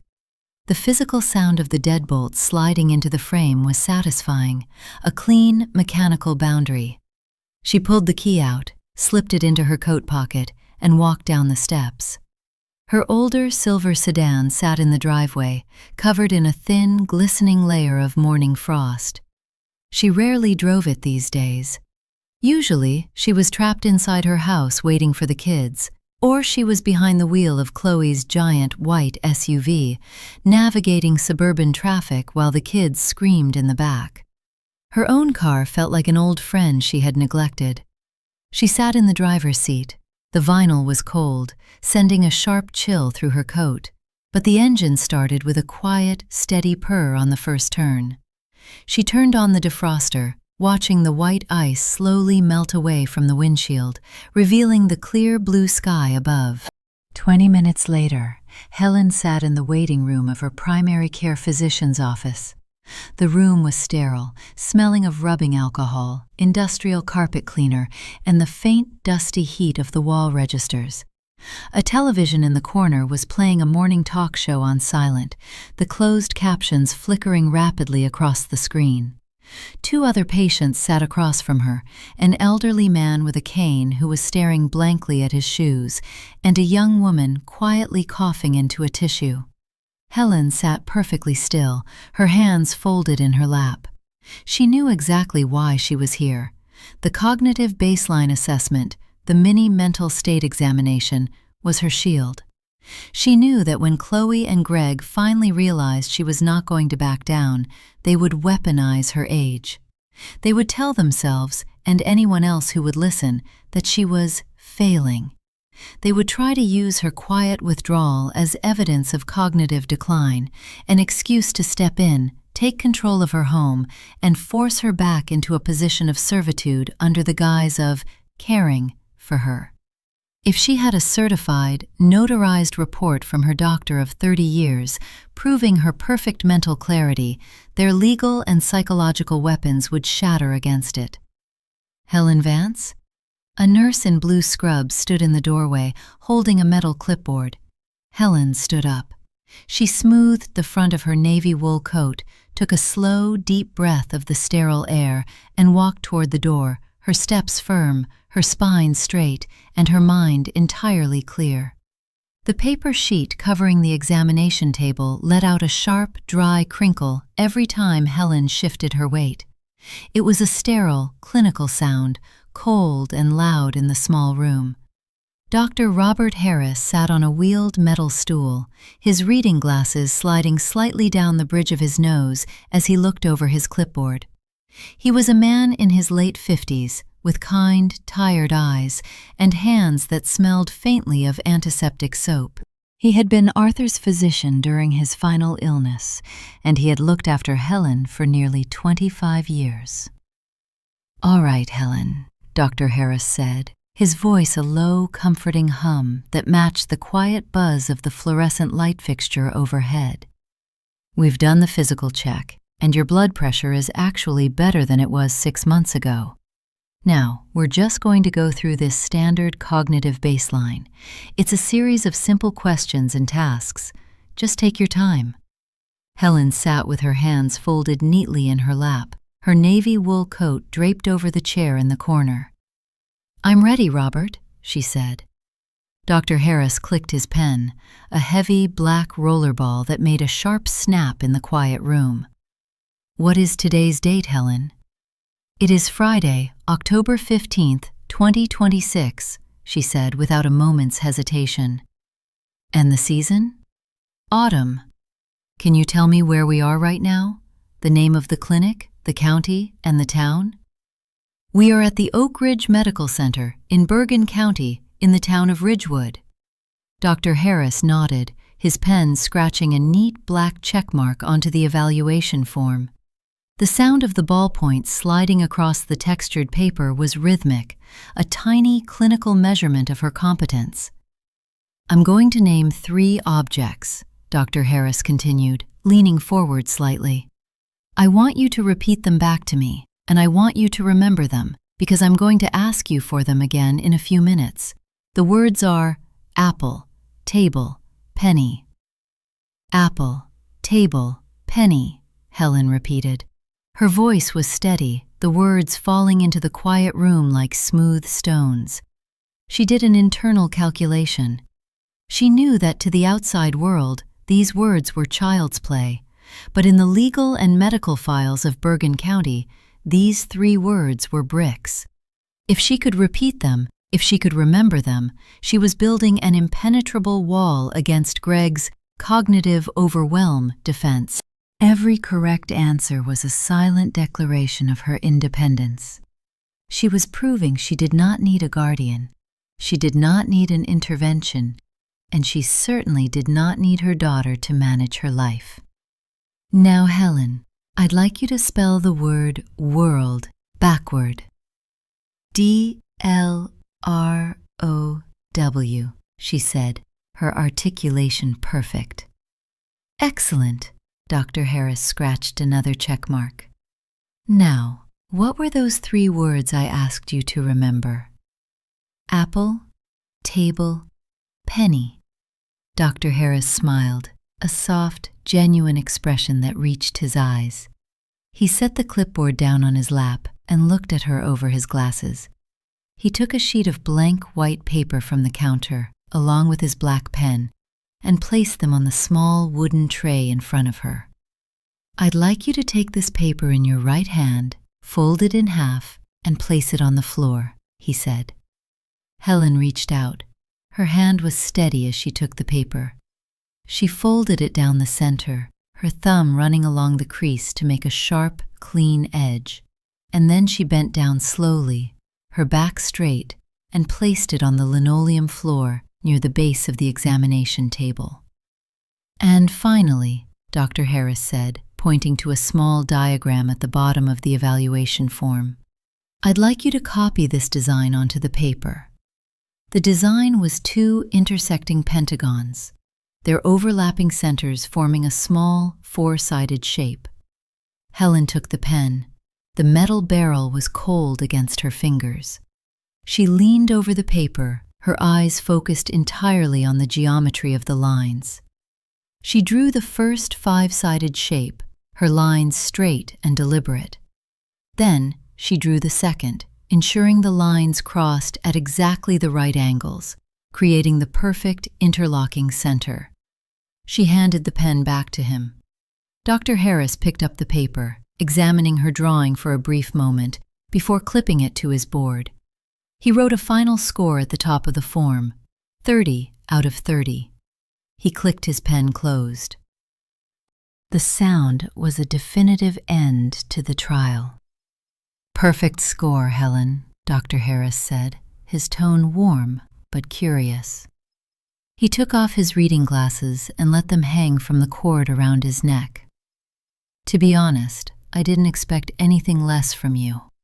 But if you don't mind me asking, what prompted this? It's not a standard part of a physical at your age, unless there's been a fall or some concern from the family. Helen sat up a little straighter. The crinkle of the sanitary paper under her thighs was the only sound in the room.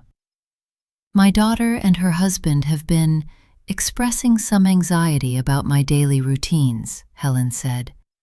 She chose her words with extreme care, keeping her tone light, almost conversational, to avoid sounding defensive. They've mentioned that they worry I am becoming overwhelmed by the daily demands of helping with the grandchildren.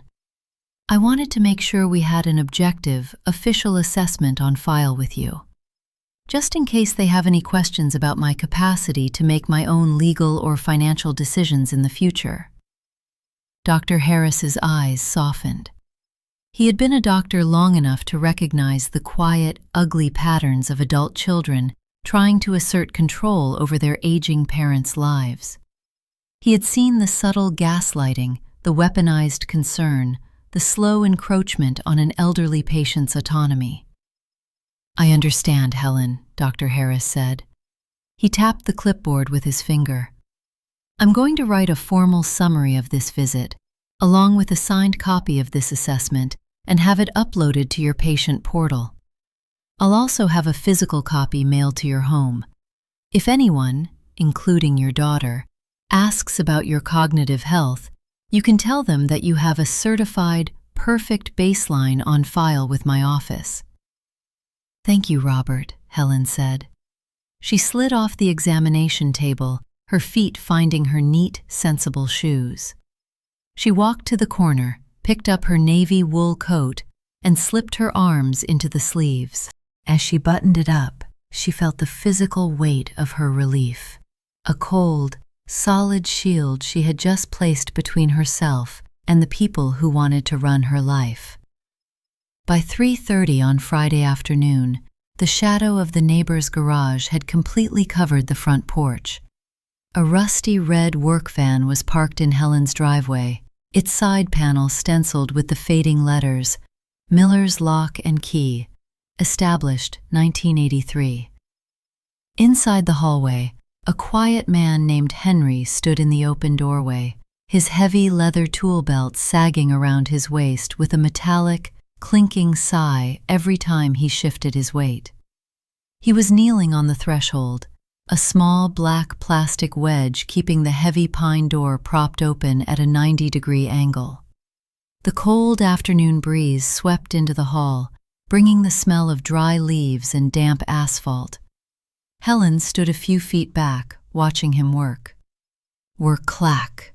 The battery-powered drill in Henry's hand hummed, a sharp, high-pitched vibration that rattled the brass plates of the old lock set. He backed out 2 long silver screws, catching them in his calloused palm before sliding the old, tarnished brass cylinder out of the wood.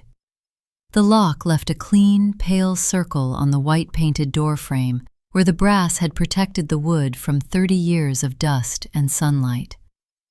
"The wood is in good shape, Mrs. Vance," Henry said, his voice a low, gravelly rumble. He used a small wire brush to clear out a tiny cascade of old sawdust from the mortise. "But these old pin tumbler locks are easy to pick, and the brass is wearing down inside. It's smart to upgrade to a high-security deadbolt." "Yes," Helen said, her voice quiet. "I want to make sure only the new keys work." "You got it. These cylinders are restricted," Henry muttered, sliding a heavy, solid steel lock set into the opening. It fit with a precise metallic thud. "Can't get these keys copied at a kiosk or a grocery store. If someone wants a copy, they have to come directly to my shop with the security card I'm going to give you." Helen nodded. She felt a cool, steady satisfaction settle in her stomach. She walked back into the living room, leaving him to finish the installation. On the rug near the television sat the large plastic toy bin that had occupied the corner for the last 4 years. It was a bright, primary blue tub, overflowing with a chaotic tangle of plastic action figures, sticky wooden blocks, puzzle pieces with chewed corners, and a plush green dinosaur with a torn tail that Helen had mended twice. She knelt on the carpet. Her joints made a dry, popping sound, but she ignored the dull ache. She pulled a heavy cardboard box toward her, one she had retrieved from the basement. One by one, she began to transfer the toys from the blue bin into the box. She did it with a slow, deliberate rhythm, her hands sorting through the plastic debris of her grandkids' visits. She held a plastic truck. It was covered in a thin, greasy film of dried juice and dirt. Normally, she would have taken it to the sink, scrubbed it with dish soap, and placed it back in the bin so it would be clean for their next visit. Today, she simply placed it in the cardboard box. Clunk, she did an internal calculation. To leave these toys out was to maintain the illusion that her home was a satellite office of Chloe's household. It was a spatial invitation to cross her boundaries. By packing them away, she was physically dismantling the infrastructure of her own exploitation. When Chloe eventually walked into this room and saw the empty corner, the clean carpet, and the complete absence of her children's footprint, she would realize the transition was absolute. The free daycare was not just temporarily closed, the lease had been permanently terminated. Rattle, clack, click. In the hallway, Henry was testing the new lock. He turned the heavy, thumb-turn lever on the inside of the door. The thick steel bolt shot into the strike plate with a heavy, definitive thud that vibrated through the floorboards under Helen's knees. "All set, Mrs. Vance," Henry called out. Helen stood up, leaving the half-filled box of toys on the carpet. She walked back to the hallway. Henry had cleaned up his tools, leaving the threshold swept and neat. On the small wooden console table, he had placed 3 heavy, silver-colored keys on a steel ring, along with a small white plastic card bearing a registration number. 3 keys, Henry said, tapping them with his thick finger. "And here's your card. Keep this card safe. Nobody can make a copy without it." "Thank you, Henry," Helen said. She paid him in cash, clean, crisp bills she had withdrawn from her account on Thursday. When the front door closed behind him, Helen turned the heavy, new thumb turn. It turned with a smooth hydraulic resistance, the thick bolt sliding into the deep steel strike plate with a quiet, expensive click. Chloe possessed an old brass key to the front door. She had had it for 7 years, using it to walk in unannounced, shouting, "Mom!" as she dropped her gym bag on the bench, or letting herself in early on Saturday mornings to drop off the kids while Helen was still in her bathrobe. Now that brass key was a useless scrap of metal. Helen picked up one of the new silver keys. It was cold, heavy, and the teeth were sharp and cut with geometric precision. She held it tightly in her fist, the metal biting into her skin, a physical assurance of her complete sovereignty over her own space. She walked back to the living room, picked up the packing tape, and sealed the cardboard box of toys with a single, loud, tearing pull of the plastic tape. The sound echoed through the empty, quiet house, a final, definitive closure. Saturday morning arrived under a low, heavy canopy of gray clouds that threatened a cold, spitting rain. Helen stood at her front window, her hand holding her warm ceramic mug of black coffee. She looked out at the quiet suburban street. The neighbors' houses were dark, their driveways filled with cars that wouldn't move for another hour or two.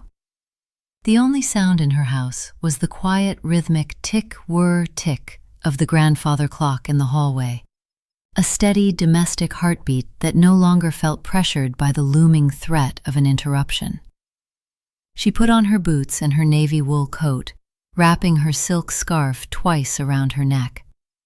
She opened the front door, the new lock turning with a smooth, silent slide that felt entirely different from the loose, rattling click of the old brass cylinder. She stepped out onto the porch, her boots making a sharp, clean sound on the damp wood. The autumn wind was biting today, carrying the sharp, metallic scent of cold rain and the heavy, sweet rot of wet leaves. She walked down the steps and followed the gravel driveway to the black metal mailbox mounted on a wooden post near the curb. Clack, creak. The metal latch of the mailbox was stiff from the morning frost. Helen reached inside her gloved hand. She pulled out a small stack of envelopes, mostly circulars and a water bill, and a thick pink envelope with her name written in the neat, looping cursive of her childhood friend, Martha. It was a birthday card. Tomorrow, Sunday, was her 65th birthday. But beneath the mail lay something else. It was a piece of white, lined notebook paper, folded into a tight, irregular rectangle. It had been torn from a spiral-bound pad, the jagged paper fringes still clinging to the top edge like tiny white teeth. Helen unfolded it. The paper was slightly damp from the morning mist, the blue ballpoint ink slightly smeared at the corners where the pen had pressed too hard into the page. It was Chloe's handwriting, sharp, slanting, and rushed. "Mom, I stopped by last night around 8 p.m. to drop off some birthday cupcakes I bought for you. My key wouldn't even go into the lock. It was completely blocked. I don't know what's wrong with your door, but you need to get it looked at. I had to take the cupcakes back home because I couldn't leave them on the porch in the rain. Anyway, we are coming over Sunday morning around 10 a.m. to celebrate your birthday. The kids have been a little under the weather, but they really want to see their grandma. See you Sunday. Call me." Helen read the note twice, her eyes lingering on the phrase "under the weather." She knew exactly what that phrase meant in Chloe's vocabulary. It was a euphemism. It meant the children were sick, likely with the stomach bug that had been circulating through Maya's daycare for the past week. It meant they were feverish, irritable, and prone to sudden, violent bouts of vomiting. And it meant Chloe and Greg did not want their Sunday ruined. Chloe had been planning this for weeks. The birthday celebration was a Trojan horse. They would arrive at 10 o'clock with a half-melted supermarket cake and a box of cheap candles. They would sing a rushed, distracted version of Happy Birthday while Greg checked his phone and Chloe complained about the traffic. Then, within 15 minutes, Chloe would discover an emergency errand, or Greg would remember a crucial work call, and they would slip out the door, leaving Helen with 2 feverish, vomiting children on her 65th birthday. They would do it under the guise of giving her a visit for her birthday, framing their abandonment of the sick children as a gift. Helen did an internal calculation. If she called Chloe now and told her not to come, Chloe would scream. She would accuse Helen of being paranoid, of ruining her own birthday celebration, and of being a terrible grandmother. She would say, "Mom, they aren't even that sick. They just have a little sniffle. Why are you being so dramatic?" They would show up anyway, dragging the kids up the porch steps, confident that once they were on her threshold, Helen would capitulate out of sheer exhaustion and guilt. But if she did not call, if she stayed silent, if they arrived at 10 o'clock tomorrow morning and found the door locked, the lights off, and the house completely silent, they would have no leverage. There would be no argument to win, no guilt to weaponize, and no grandmother to absorb their friction. She folded the notebook paper back into its tight rectangle. She did not crumple it. She slid it into her coat pocket, right next to the new silver house key. She walked back up the driveway. The wind caught her hair, blowing a few silver strands across her face, but she didn't tuck them back. She looked at her house, the neat, white-painted wood, the clean windows, the locked front door. It was a sanctuary now, a fortress she had built with estate law, medical assessments, and solid steel cylinders. She stepped inside, locked the door behind her, and walked to the kitchen. She took Martha's pink envelope, opened it, and placed the beautiful hand-painted card of a quiet garden path on the mantelpiece. She did not turn her phone on. She did not check the messages. She simply filled her kettle, clicked the gas burner on, and watched the blue flame rise, her mind remarkably cool and entirely decided. By 7:15 on Saturday evening, the promised rain had finally arrived. It was not a gentle shower, but a cold, heavy downpour that beat a relentless metallic rhythm against the kitchen window pane. The wind had picked up, causing the wet branches of the backyard birch tree to scrape softly against the siding with a sound like dry fingernails. Helen stood at the kitchen counter, her sleeves rolled up to her elbows. On the clean wooden board in front of her sat a single, bright yellow lemon. She picked up her metal hand grater, her fingers finding the familiar, worn notches of the plastic handle. She pressed the curve of the lemon against the sharp, tiny metal teeth and began to grate. Scritch, scritch, scritch. A fine, pale yellow snow of zest fell into the small glass bowl below. Instantly, the air was filled with a bright, sharp citrus oil mist, a scent so clean and vibrant that it completely banished the cold, damp smell of the rain outside. Helen took a slow, deep breath, letting the fragrance clear the back of her throat. She was making a single, small lemon pudding cake. It was a recipe Arthur had loved, one that baked into a delicate, spongy top with a rich, liquid custard hidden at the very bottom. For years, she hadn't made it. It was too delicate, too easily ruined if the oven door was slammed, or if she was pulled away mid-measure to soothe a screaming child or answer a demanding phone call. She cracked a single egg, separating the golden yolk from the clear, viscous white with a practiced tilt of the shell. Ring! The loud mechanical bell of the kitchen landline shattered the quiet of the room. It was a harsh, physical sound, vibrating through the wall. Helen's hand did not shake. She dropped the egg white into her copper bowl and set the empty shells on the counter. Ring! She did not turn her head. She picked up her wire whisk and began to beat the egg white, her wrist moving in a rapid, rhythmic circle. The metal wires whipped through the liquid, creating a soft, frothy foam that grew thicker with every second. Ring! On the fourth ring, the machine gave a loud, static-laced click, followed by the electronic beep. "Helen, it's Greg." The voice that came through the small plastic speaker of the answering machine was different tonight. It had lost its polite, corporate, casual veneer. It was heavier, tighter, and carried the sharp, defensive edge of a man who was accustomed to getting his way and was thoroughly annoyed by an obstacle. "Chloe is at her wit's end," Greg's voice boomed into the quiet kitchen, competing with the patter of the rain. "Your mobile is still completely off. We've been trying to reach you all day to confirm tomorrow. Look, we are coming over at 10 o'clock. Chloe bought a nice cake from that bakery you like, and the kids really want to sing to you. But we need to be clear about something. If you're screening our calls because of whatever happened on Wednesday, that's not going to fly anymore. We need to have a serious conversation tomorrow about your living situation and your health. Chloe is extremely worried that you're simply not managing well on your own anymore. We will see you at 10 tomorrow morning. Be ready." The machine gave a final, flat beep, and then the quiet returned, thick and heavy. Helen stopped whisking. She looked at the copper bowl.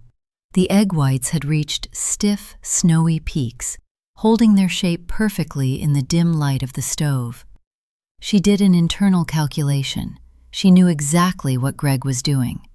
The phrase, "not managing well on your own," was a warning shot. It was a veiled threat of displacement. Greg was trying to intimidate her, using her age and her single status as weapons to break her resolve. He believed that by raising the specter of her own helplessness, by hinting that they might try to take her house or declare her unfit, she would be frightened back into her role as their obedient, free labor. It was a calculation based entirely on the assumption that she was weak, isolated, and afraid. But they didn't know about Tuesday. They didn't know about the perfect cognitive score currently sitting in Dr. Harris's digital portal, or the new medical power of attorney waiting to be signed at Mr. Vance's office. They didn't know that the fortress was already built. Helen felt a small, cool smile touch the corners of her mouth. Let them come, she thought. The threat of their serious conversation had no power over her. It was a blank cartridge, a loud noise with nothing behind it. By keeping her door locked and her mouth shut tomorrow, she would not just be refusing to watch their sick children, she would be refusing to participate in their trial. She would be denying them the theater they needed to perform their dominance. She took a rubber spatula and gently folded the stiff egg whites into the yellow lemon batter, her movements slow, precise, and entirely untroubled. She poured the mixture into a small greased ramekin and slid it into the preheated oven, closing the door with a quiet, final click. She stood in her warm kitchen, the scent of baking lemon and sugar slowly filling the room, listening to the rain beat against the glass as the night before her 65th birthday deepened into a profound, unbroken silence. Sunday morning dawned with a quiet, pale stillness. The heavy rain from the night before had ceased, leaving behind a thick, silver mist that hung low over the wet asphalt of the street and clung to the bare, dripping branches of the neighborhood trees. The air was cold, damp, and perfectly still. It was October 17th, her 65th birthday. Helen sat at her dining room table in her flannel robe, her hands wrapped around a warm mug of black tea. In front of her sat the small, pale yellow lemon pudding cake she had baked the night before. It had set beautifully overnight, the top a delicate golden sponge that had slightly cracked under the cooling air, while a thick, glossy layer of lemon custard remained hidden beneath the surface. She took her silver spoon and pressed it into the center. The sponge gave way with a soft, moist sigh, revealing the rich, yellow custard. She took a bite. The taste was sharp, sweet, and intensely clean, the bright citrus cutting through the heavy, stagnant air of the morning. She chewed slowly, her eyes fixed on the window where the gray mist was beginning to lift, revealing the pale white disk of the sun struggling behind the clouds. It was her birthday. For the first time in her life, she was celebrating it on her own terms, eating cake for breakfast in an empty, silent house, without the pressure of an impending invasion. When she finished her breakfast, she washed her plate and spoon in the sink, her movements slow and deliberate. She dried them with a clean linen towel and put them away in their proper places in the cupboard. Then she walked to the hallway. High on the wall, just above the coat rack, sat the old mechanical doorbell chime box. It was a simple rectangular casing made of off-white plastic, yellowed slightly by 30 years of light. Inside were two long silver metal bars that struck a pleasant, resonant ding-dong whenever the button on the front porch was pressed. Helen walked to the dining room and dragged one of the heavy wooden chairs into the hall. She placed it beneath the chime box. She stepped up onto the chair. Her knees made a dull, dry pop, but her balance was steady. She reached up and gently squeezed the sides of the plastic cover, pulling it forward. The cover popped off with a dusty plastic click, releasing a faint smell of old ozone and dry lint. Inside lay the simple mechanical skeleton of her home's communication system. The two silver chime bars, the tiny spring-loaded plungers, and the small electromagnet wrapped in red and white copper wires. She reached into her robe pocket and pulled out her late husband's small, flathead pocket screwdriver. Her fingers were steady as she inserted the metal tip into the brass screw that held the red wire to the terminal block. She turned the screw slowly, counterclockwise. The brass thread resisted for a moment, then gave way with a tiny, dry squeak.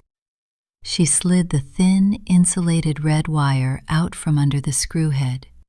She took a small strip of black electrical tape she had prepared and wrapped it tightly around the bare copper tip of the red wire, insulating it. She tucked the dead wire neatly behind the metal chime bar, out of sight. She snapped the plastic cover back onto the box. She stepped down from the chair and carried it back to the dining room, placing it in its exact spot at the table. She did an internal calculation.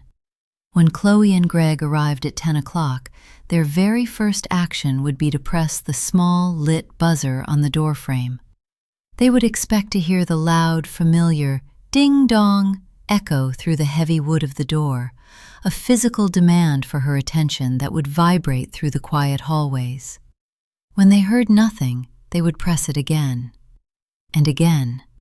The repetition would normally build an auditory pressure, a physical irritation that would eventually wear down Helen's resolve or make her feel trapped in her own home. By disconnecting the chime, she had removed the pressure. Now, the act of pressing the button would be entirely empty. The current would run from the porch button, travel down the wire, and die in the black tape behind the plastic box. The front door would remain an absolute silent wall. They could press the buzzer 100 times, and the physical space of her home would remain completely undisturbed. She walked to the living room.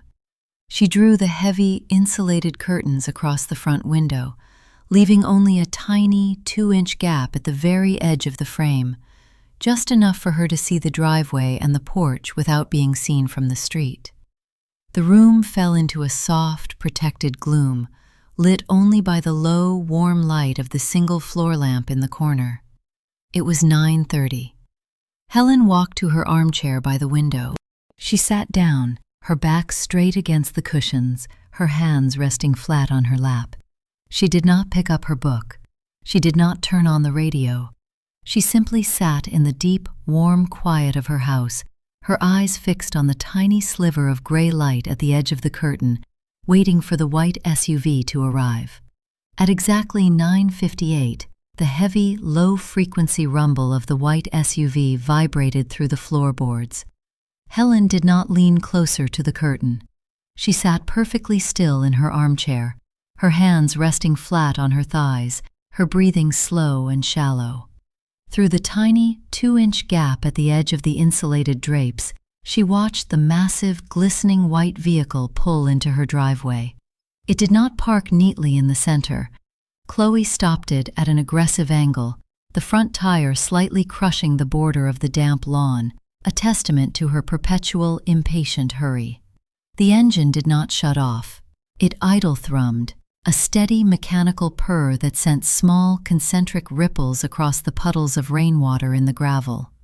The driver's side door swung open. Chloe stepped out into the damp, silver mist. She was wearing a cream-colored wool coat and high-heeled boots that clicked sharply on the wet asphalt. In her hands, she held a square white cardboard box tied with a bright red ribbon, the bakery cake. She did not look at the house with warmth. Her eyes were fixed on her phone, which she had balanced precariously on top of the cake box as her thumb flicked across the screen. She walked to the rear door and pulled it open. "Leo, Maya, get out. Come on, it's freezing." Chloe's voice, muffled by the heavy glass of Helen's window, carried a sharp, irritable tone.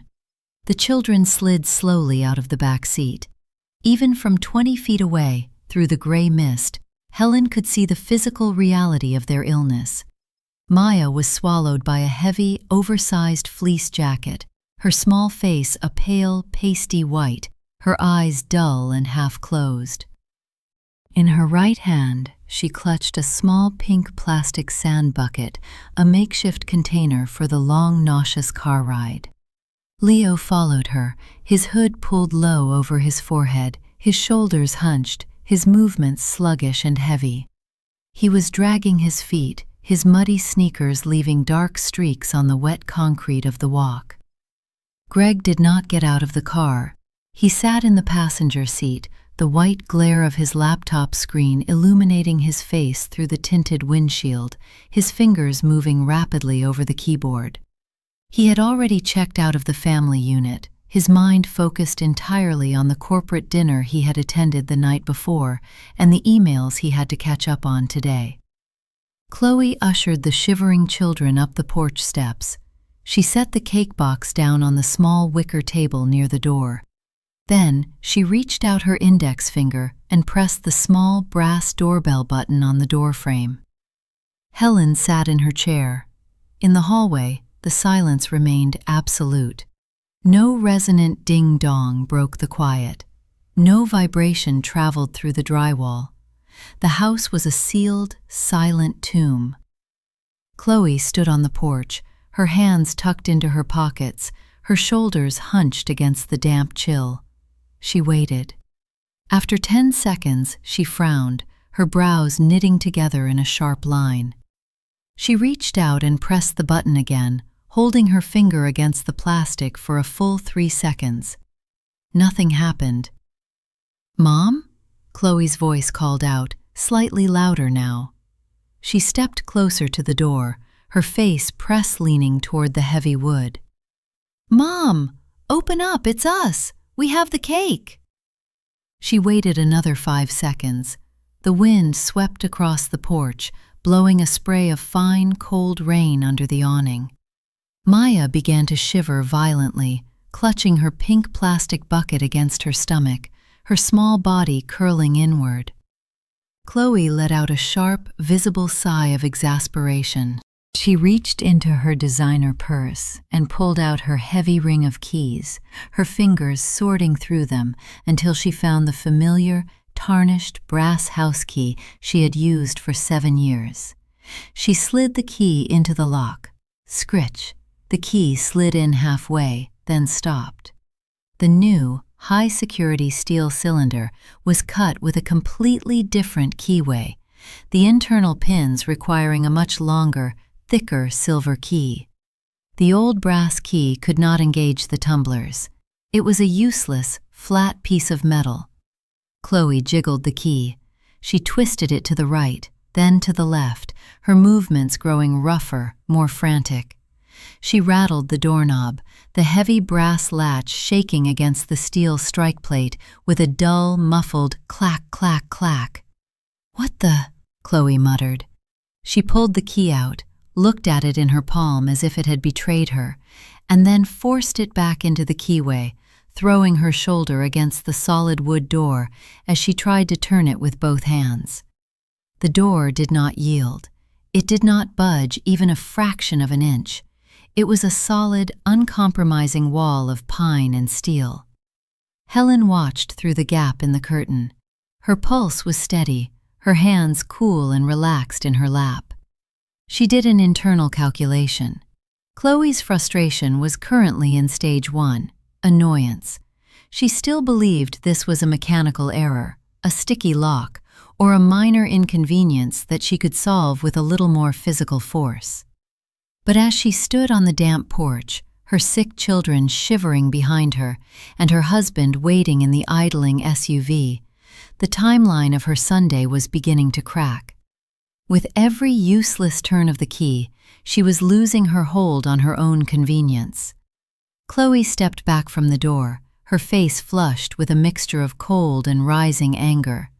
She pulled her phone from her pocket, her thumb stabbing at the screen.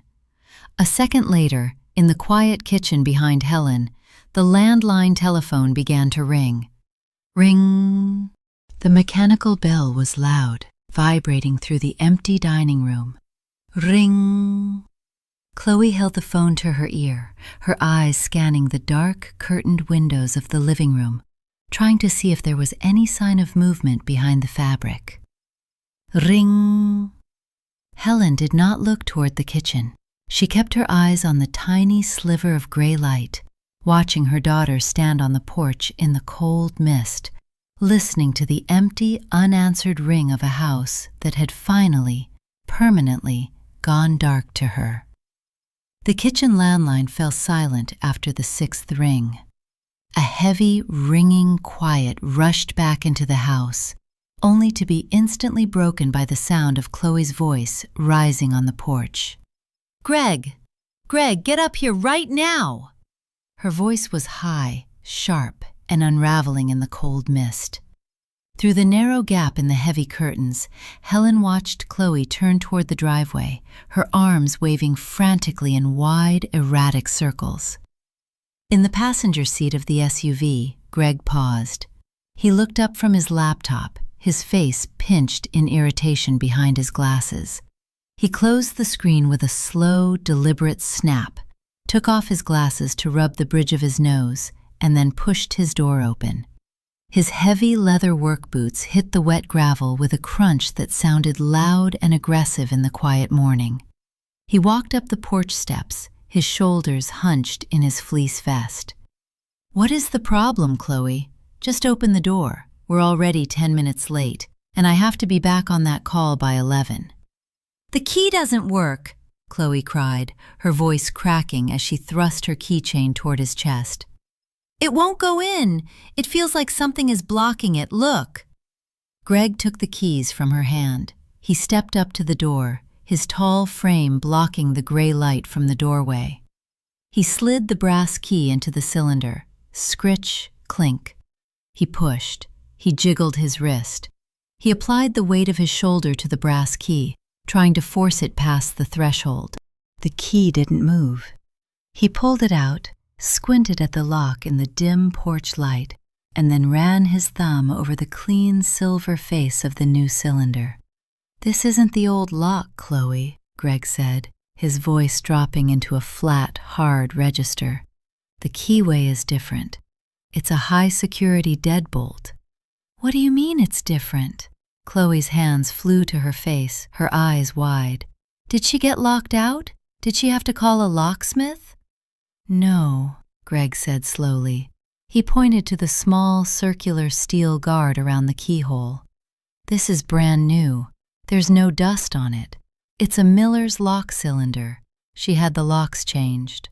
The words seemed to hang in the damp air like frozen breath. Why would she change the locks?" Chloe's voice was small now, stripped of its frantic energy, replaced by a sudden, hollow confusion. "Without telling us? How are we supposed to get in?" Behind them, Maya let out a wet, miserable cough. Her small body bent double over the wicker porch table, her knees shaking as she gripped her pink plastic sand bucket with both hands. She retched, a dry, painful sound that ended with the splash of liquid hitting the plastic. "Oh my God," Chloe shrieked, taking a panicked step back, her cream-colored wool coat brushing against the porch railing. "Maya, don't get it on the table! Greg, do something!" Greg didn't look at his daughter.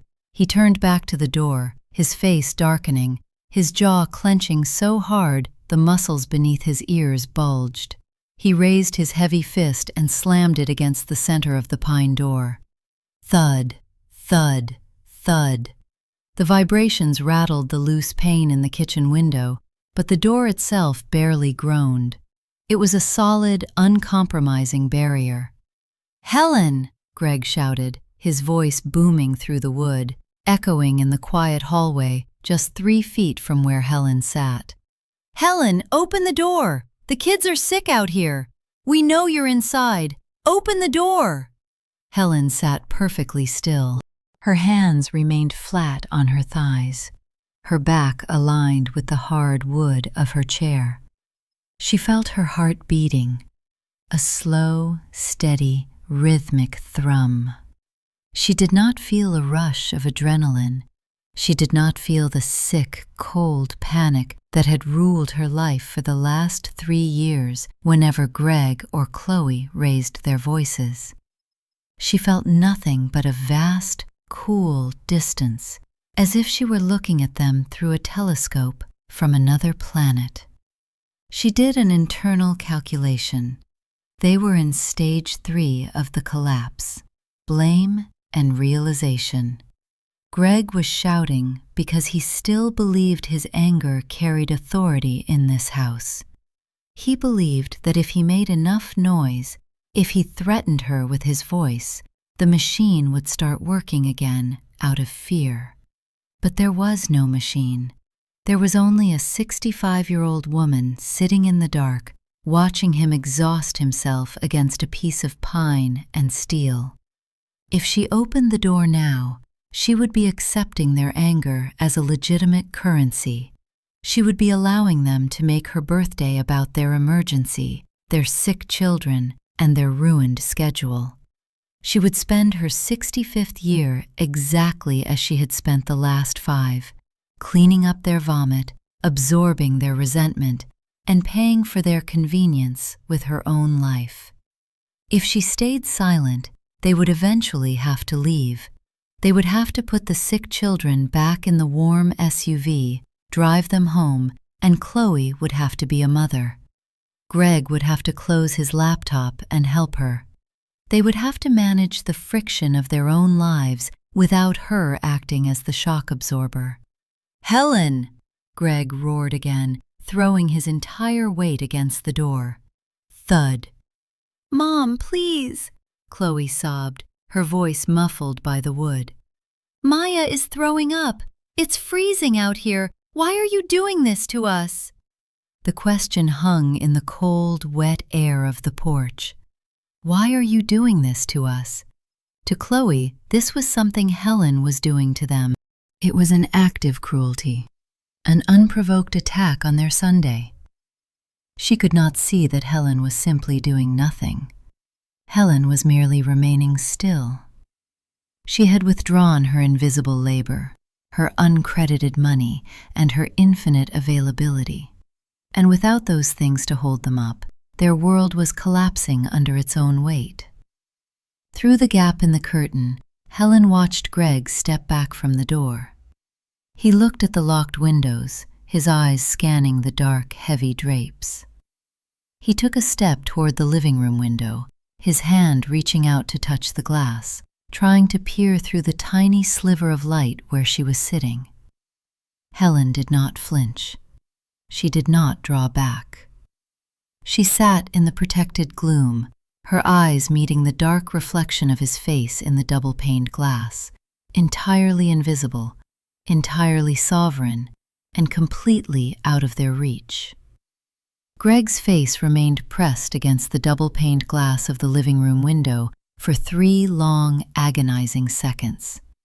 His hands were cupped around his eyes, shielding them from the external glare as he strained to see past the heavy, dark drapes. On the other side of the glass, a mere 4 inches away, Helen did not breathe.